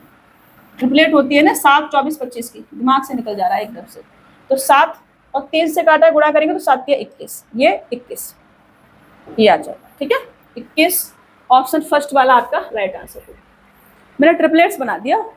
ट्रिपलेट्स होती है एक 7 24 25 की, मतलब 24 का स्क्वायर प्लस 7 का स्क्वायर इक्वल टू 25 का स्क्वायर होता है। तो मैंने इसको काट के 24 25 बना लिया, फिर यहाँ 7 आ जाएगा, यहाँ लिख लो आप, ठीक है ना। इसको 24, इसको थोड़ा सा नीचे लिख लो। मैंने 3 से काट करके क्या बनाया था, मैंने 3 से काट के बनाया था यहाँ पर कितना 24 और यहाँ पर 25, ठीक है ना। और फिर यहाँ पे 7 आ जाएगा। अब ये इसका कितना गुना है 1/3, इसका ये 1/3 गुना है, तो इसका भी कितना होगा 1/3 ही 3 गुना है, दिमाग पता नहीं कहाँ जा रहा है, ठीक है 3 गुना है, तो इसका भी इधर 3 गुना हो जाएगा और 7 के 21 से आ जाएगा। वैसे आप ऐसे भी कर सकते हैं, तरीके से भी लगा सकते हैं, जैसे मैंने लिखवाया है ना कि एल स्क्वायर बराबर h square plus r square होता है, तो ऐसे भी कर सकते हैं कि 75 का स्क्वायर बराबर क्या एच का स्क्वायर प्लस आर का स्क्वायर, मतलब कि 72 का स्क्वायर। तो यहाँ से एच स्क्वायर बराबर कितना आ जाएगा आपका, ये आ जाएगा आपका 21 का स्क्वायर, और स्क्वायर से स्क्वायर काटोगे तो एच बराबर 21, ठीक है। ये ऐसे कर सकते हैं, ठीक है। बट वो 75 का स्क्वायर करोगे फिर 72 का स्क्वायर करोगे, उसमें टाइम लगेगा ना। तो यहाँ से काट के आप ट्रिपलेट बना लो। ट्रिपलेट का मतलब होता है कि अगर ट्रिपलेट में आपने किसी भी संख्या से गुणा या भाग कर दिया तो जो भी रिजल्ट आएगा वो भी एक ट्रिपलेट ही बनेगी। तो इसलिए हमने इसमें भाग कर दिया, भाग करा 3 से तो हमारे ट्रिपलेट बने 7, 24, 25 के, तो 3 से गुणा कर दो, फिर इसमें 3 से गुणा करो 7 21 हो जाएगा। ठीक है, चलिए इसको हटा दूं या लिखा रहने देती हूँ, थोड़ा कुछ सीखने को भी मिलेगा। एक मीनार के शीर्ष का भूमि पर स्थित एक बिंदु से उन्नयन कोण 30 डिग्री है और वह बिंदु मीनार के पास से 48 मीटर दूर है। मीनार की ऊंचाई ज्ञात कीजिए। देखो ये मीनार हो गई, ठीक है ना। एक मीनार के शीर्ष का भूमि पर स्थित एक बिंदु से उन्नयन कोण 30 डिग्री है। मानो कि ये बिंदु है और यहाँ से मीनार के शीर्ष का उन्नयन कोण 30 डिग्री है, ये ठीक है ना। मीनार के पाद से 48 मीटर दूर, मीनार का पाद है और 48 मीटर दूर है ये वाला जो बिंदु है, ये डिस्टेंस है 48 मीटर की, ठीक है। तो ऊंचाई ज्ञात कीजिए, ये ऊंचाई हो गई इसकी। अब देखो 30 डिग्री के सामने क्या होता है x, और इधर होता है x रूट के 3 और इधर होता है 2x, ठीक है ना, रेशियो इसका 30 डिग्री वाला। तो मैं ये कहूँ कि x रूट के 3 की वैल्यू ये है, तो x बराबर कितना आ जाएगा 16 रूट का 3 आ जाएगा। x रूट के 3 की वैल्यू ये है, तो x बराबर ये आ जाएगा जो कि हाइट है हमारी, ठीक है। x क्या है, हमारी हाइट है, और ये आपका आंसर हो जाएगा। बात खत्म, इतना सा क्वेश्चन था, थोड़ा सा दिमाग लगाना था। मैं लिखवा देती हूँ उसको, लिखवा देती हूँ, इधर फॉर्मूले और भी है इसके। तो मैं बनाती हूँ यहाँ पर छोटा छोटा सा ट्रायंगल, एक इधर बनाती हूँ और एक इधर बनाती हूँ और एक इधर बना देती हूँ, ठीक है जी। तो अगर 45 और 45 डिग्री, ठीक है, 45 डिग्री और 45 डिग्री, ये तो 90 डिग्री का रहेगा, तो ये x और ये x रूट के 2 आ जाएगा। ये अगर 30 डिग्री है हमारे पास में, तो ये x और ये x रूट का 3 और ये 2x आ जाएगा। ये अगर 60 डिग्री हमारे पास में, तो ये x रूट का 3 और ये x और ये 2x आ जाएगा। बिकॉज ये 30 डिग्री है तो यहाँ 60 डिग्री बनेगा, ये 60 डिग्री है तो यहाँ 30 डिग्री बनेगा। बस पलट दिया है तो रेशो ही पलट देंगे, बस बात करो, ठीक है। चलिए आगे बढ़ते हैं, नेक्स्ट क्वेश्चन लेते हैं। सिंप्लीफाई करना है इसको, आप करेंगे इसको प्रैक्टिस में या मैं करूँ? आप करेंगे प्रैक्टिस में। चलो मैं ही करती हूँ बाबा, आपका भरोसा नहीं है ना। स्क्वायर करेंगे तो 4x स्क्वायर प्लस का 3 त्रिका 9 प्लस का 3 दूनी 6 दूनी 12x माइनस का, ये प्लस का सब बाहर निकलेगा, माइनस का तो पहले माइनस करते चलती हूँ, a square x square minus का 1 माइनस का 2ab मतलब 2x, ठीक है। अब देखो स्क्वायर को स्क्वायर से करेंगे तो 3x स्क्वायर 12x और 2x प्लस का 10x माइनस का 1 प्लस का 9 प्लस का 8, ये आपका आंसर होगा। 3x स्क्वायर प्लस का 10x प्लस का 8, ऑप्शन फर्स्ट वाला आपका राइट आंसर हो जाएगा। चलिए इसे आप करेंगे प्रैक्टिस में। अरे बाबा ये प्लस माइनस तो आपने आता ही होगा, ऐसे मत करवाया करो हमसे, ठीक है। चलिए इससे मैं करूंगी, इसको भी हमसे m का मान पूछा है। अब देखो ये है 29/4, 4/29, 29/4 और 4/29, मुझे इसमें तोड़ना है 4/29, ठीक है सबको। तो मैं इसे पलट देती हूँ, जब मैं इसे पलटूंगी बेस को तो ये पावर माइनस में हो जाएगी। जब मैं बेस पलट देती हूँ 4/29 ले लूँ, 4 ऊपर चला जाए, 4/29 लिखूंगी तो पावर क्या हो जाएगी, माइनस की हो जाएगी। ये 4/29 है तो इसे ऐसे लिख रहने देंगे, और पावर प्लस की है तो प्लस में रहने देंगे। ये 29/4 है, पलटेंगे 4/29 करेंगे, बेस को सेम बना लो, ठीक है ना। तो 11 है तो माइनस का 11 इक्वल टू 4/29, और इसकी पावर क्या है हमारे पास 9m प्लस के 7। अब ये क्या हो गया, सब सेम हो गया, मल्टीपल है, मल्टीपल है, मल्टीपल में क्या होता है पावरें ऐड हो जाती है। ऐड करेंगे पावरों को तो ये 4/29 की पावर कितनी आ जाएगी, माइनस का कितना हो जाएगा 14, और ये माइनस का कितना आ जाएगा 12, क्योंकि 2 प्लस का है हमारे पास, ठीक है ना। माइनस का 12 इक्वल टू कितना आ जाएगा, गलत तो नहीं कर दिया कहीं मैंने, नहीं अभी तक तो नहीं करा है। इक्वल टू 4/29 की पावर कितनी आ जाएगी 9m प्लस के 7। अब बेस सेम है तो काट दो, तो 9m प्लस के 7 बराबर 12 है, तो यहाँ से 7 इधर आएगा, माइनस का हो जाएगा, तो 9m बराबर कितना लिख सकती हूँ मैं, माइनस का 19 लिख सकती हूँ, ठीक है ना, माइनस का 19 लिख सकती हूँ। तो m बराबर कितना आ जाएगा, माइनस का 19/9, और ये आपका आंसर होगा, माइनस का 19/9, ऑप्शन सी वाला आपका राइट आंसर हो जाएगा। जब हम बेस को पलट देते हैं तो जो पावर होती है वो माइनस की हो जाती है, बस इतनी सी इसमें नई चीज सीखनी थी आपने। चलिए इसको भी आपने सिंप्लीफाई करना है, इसको भी आपने प्रैक्टिस में करना है, ऐसे क्वेश्चन आपने खुद करने हैं, इससे आपकी कैल्कुलेशन जो है थोड़ी सी अच्छी हो जाएगी। चलो मान लीजिए कि x y इक्वल टू 2:5 है, बाई x बाई नहीं x ratio y equal to 2:5 है, by ratio z equal to 4:7 है, 15,120 रुपए को, 15,120 रुपए को एक्स बाई जेड में वितरित किया जाता है। तो एक्स बाई तथा जेड को प्राप्त धनराशियां क्रमशः कितनी होगी, ये हमसे कहा जा रहा है। तो यहाँ से मैं x ratio by ratio Z लिखूँ, देखो डायरेक्ट हम कर सकते हैं इसको रेशियो को। यहाँ बाई हमारे पास 5 है, यहाँ बाई हमारे पास 4 है। बाई को हमें सेम बनाना है। सेम बनाने के लिए इसमें 4 से मल्टीपल कर लो, इसमें 5 से कर लो। 4 से करोगे तो 4 दूनी 8 और 4 पन्ना 20। इधर हमें किससे करना है, 5 से करना है। तो 5 चौक 20, बाई हमने ले लिया है और 5 सत्ते 35। ये हमारा डायरेक्ट रेशियो आ गया, ठीक है, डायरेक्ट हमने लिख दिया। गर्दन में दर्द होने लग गया सच में। अब देखो 15,120 रुपए है, मतलब मैं इसको ऐड करूं, इसको ऐड कर दूं मैं सबको, तो ये कितना आ जाएगा, ये आ जाएगा आपका 50 और 8 5 13 मतलब कि 63, ठीक है ना, ये आ जाएगा। तो मैं यहाँ से ये लिख सकती हूँ कि 63 की वैल्यू मेरे पास कितनी है, 15,120 है। या फिर मैं ऐसे भी काट सकती हूँ, इसको देख भी सकती हूँ। ये 7 का मल्टीपल बन रहा है, 7 का मल्टीपल इसमें कौन सा बन रहा है, 7 से केवल एक संख्या कटेगी, नहीं 2 कट रही है, ये भी कट रही है ना, 7 10 7 7 15 7 42, नहीं जा सकते, निकालना पड़ेगा। चलिए कोई दिक्कत नहीं, हम निकालते हैं इसको। ओके, देखो मैंने कहा 63 की वैल्यू ये है, तो 1 की वैल्यू क्या आ जाएगी, 63 से काटेंगे इसको, तो पहले तो ये 1 बार ही जाएगा, 2 बार चला जाएगा, 6 दूनी 12 मतलब ये 126, ठीक है ना। फिर उसके बाद 126 के बाद कितना बचेगा, 24 और 1 25 और 2 ये है, तो 6 चौक 24 3 चौक 12 ये आ जाएगा आपका, ठीक है ना। 1 की वैल्यू आ जाएगी आपके पास 240। अब 1 की वैल्यू 240 है, तो 8 की कितनी आ जाएगी, 24, 8 कितनी आ जाएगी, 24 पंजे 120 और अरे कर लो यार 0, 8 चौक 32 और 8 दूनी 16 और 3 कितना होगा 1920। 1920 एक ही में दे रखा है, इतना शॉर्ट में बन जाएगा करो। दिमाग है ना, शॉर्ट में बांधता है, मतलब शॉर्ट में करो, शॉर्ट में करो। कई बार शॉर्ट में करने के चक्कर में है ना चीज़ें गलत भी हो जाती हैं, ये दिमाग समझता नहीं। ये सब क्या है आपके आंसर, ठीक है। सबका अलग अलग पूछा था तो हमने सबका अलग अलग बता दिया। ओके चलिए, एक ही में दे रखा था 1920, तो इसलिए हमें फटाफट से टिक कर दिया। आगे बढ़े। 2 पाइप ए और बी 3700 लीटर की एक टंकी को क्रमशः 9 घंटे, 2 पाइप ए और बी 3700 लीटर की एक टंकी को क्रमशः 9 घंटे 6 घंटे में भर सकते हैं। यदि उन्हें एक साथ खोल दिया जाए तो 64 लीटर की टंकी को खाली करने में, टंकी को भरने में, खाली करने में 64 लीटर की एक टंकी खाली टंकी को भरने में उन्हें कितना समय लगेगा, ठीक है ना। देखो ला ला ला ला ला, ए है और बी है। ए जो है अकेला 9 घंटे में भर सकता है, बी जो है अकेला 6 घंटे में भर सकता है।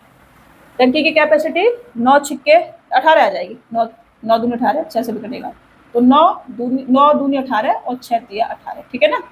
मतलब ए और बी मिल करके 1 घंटे में 5 लीटर पानी भरते हैं, ठीक है। अब इस 18 की वैल्यू मुझे क्या दे रखी है, 3700 दे रखी है, तो मैं यहाँ लिख लूँ कि 3700 की वैल्यू रेशियो में देखा जाए तो 18 दे रखी है।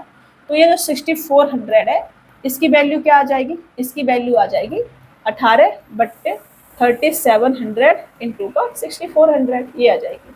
इतना लीटर पानी इन्होंने भरना है, ठीक है ना।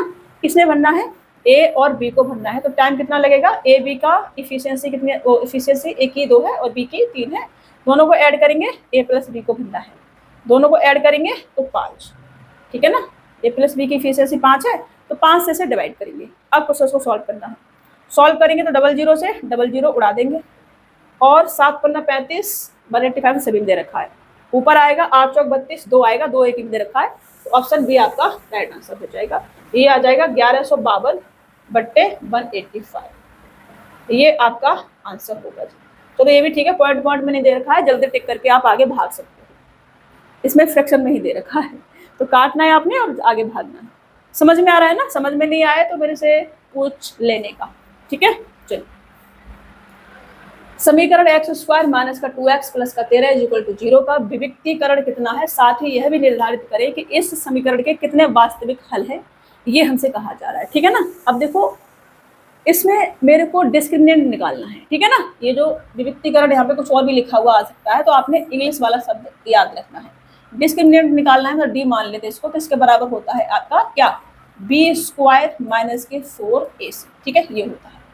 तो यहाँ से ये क्या आ जाएगा, ये इसको लिखने का तरीका होता है ax² प्लस के bx प्लस का सी, ठीक है। ऐसी कोई इक्वेशन है तो उसमें डिस्क्रिमिनेंट क्या होता है, बी स्क्वायर माइनस के 4ac, ओके। तो यही है, यहाँ पे माइनस का तो माइनस का रखेंगे, समझ रहे। इसको हटा दो हमने, इसको यहाँ से जोड़ देते, ठीक है। ये मैं समझाने के लिए करा था आपको। तो यहाँ से डी कितना आ जाएगा आपका, बी हमारे पास माइनस के 2 है, माइनस के 2 का स्क्वायर करेंगे तो प्लस का हो जाएगा, ठीक है ना। और माइनस के 4, ए 1 ले सकते हैं, कुछ नहीं है तो, ठीक है। सी हमारे पास 13 है तो 13 ले सकते हैं, ठीक है। ये कितना आ जाएगा, प्लस का 4 और 13 चौका 52, माइनस के 48 आ जाएगा, ठीक है। डी क्या है, माइनस का 48 है, तो डी बराबर क्या आ जाएगा, माइनस का 48 आ गया। अब देखो इसमें क्या रहता है, डी अगर हमारा किसके बराबर है, डी अगर हमारा 0 से बड़ा है, ठीक है ना। डी अगर हमारा 0 से बड़ा है, इसको हटा दूं, डी अगर हमारा 0 से बड़ा है तो 2 वास्तविक मूल इसके निकल के आते हैं, ठीक है ना। डी अगर 0 से बड़ा है तो 2 वास्तविक मूल इसके निकल के आते हैं, ठीक है ना, 2 वास्तविक मूल निकल के आते हैं, ठीक है। डी अगर हमारा 0 से छोटा है तो कोई भी वास्तविक मूल निकल करके नहीं आता है, ठीक है। तो कोई वास्तविक मूल नहीं होगा, ठीक है ना, वास्तविक लिखना है, कोई वास्तविक मूल नहीं होगा, ठीक है। और डी अगर हमारा किसके बराबर है, डी अगर 0 से बड़ा है तो 2 वास्तविक मूल, डी अगर 0 से छोटा है तो कोई वास्तविक मूल नहीं, डी अगर हमारा 0 के बराबर है, ठीक है ना, डी अगर 0 के बराबर है तो 2 बराबर मूल हमारे निकल के आते हैं, ठीक है ना, 2 बराबर मूल हमारे निकल के आते हैं, 2 बराबर मूल हमारे निकल करके आते हैं, ठीक है, ओके। 2 वास्तविक मूल निकल करके आते हैं अगर डी हमारा 0 से बड़ा है। अगर डी 0 से छोटा है तो कोई भी वास्तविक मूल निकल के नहीं आता है, डी 0 के बराबर है तो 2 बराबर मूल हमारे निकल के आते हैं, ठीक है। तो हमारे पास क्या था, डी जो है 0 से छोटा है, माइनस का है, तो 0 बड़ा होता है माइनस की संख्याओं से, याद रखना हमेशा। तो कोई भी वास्तविक मूल नहीं होगा, और डी बराबर 48 आया माइनस का, तो यहाँ से भी लगा सकते थे आप, माइनस का 48 एक ही में दे रखा है, और कोई वास्तविक मूल नहीं होगा, ठीक है। ये भी आपने याद रखना है। और ये आज का आपका लास्ट क्वेश्चन था, सिर्फ ये नहीं कराया है मैंने, बाकी जितने भी क्वेश्चंस मैंने सॉल्व कराए हैं सभी मैंने आपको सिलेबस में करा के दिए हैं, ठीक है। एक क्वेश्चन से जो आपका बाहर से आया है, 5 जून की सभी शिफ्ट से मैंने 50 क्वेश्चन छांटे हैं, रिपीटेशन को रोक दिया था, फिर भी 2-3 क्वेश्चन ऐसे जो रिपीट हो गए हैं, नए क्वेश्चन मेरे को तो नहीं मिले थे उसमें, ठीक है। मैंने बेसिक क्वेश्चन भी लिए हैं, आपने देखा ही होगा, और अच्छे क्वेश्चन भी लिए हैं, बाकी आप चेक कर सकते हैं। एक भी क्वेश्चन आपको मैंने आपसे कहा था कि सिलेबस को थोड़ा सा सीरियसली ले लो। तो 12th का एग्जाम देने वाले हैं, 12th लेवल का, मतलब कि आरआरबी एनटीपीसी 12th लेवल का एग्जाम होगा, वो अगर आप देने वाले हैं और आपकी कोई चीज़ छूट गई है तो सिलेबस से उसे कंप्लीट कर लेना, ठीक है, थोड़ा सीरियसली ले लेना चीज़ों को, बाकी तो आप बुद्धिमान है ही हैं, ठीक है। चलिए मुलाकात होगी आपसे नेक्स्ट क्लास में, तब तक के लिए अपना ख्याल रखना, स्वस्थ रहना, मस्त रहना, और खूब सारा मन लगा के पढ़ते रहना। कोई क्वेश्चन समझ में नहीं आए तो पूछ लेना, ठीक है। चलो।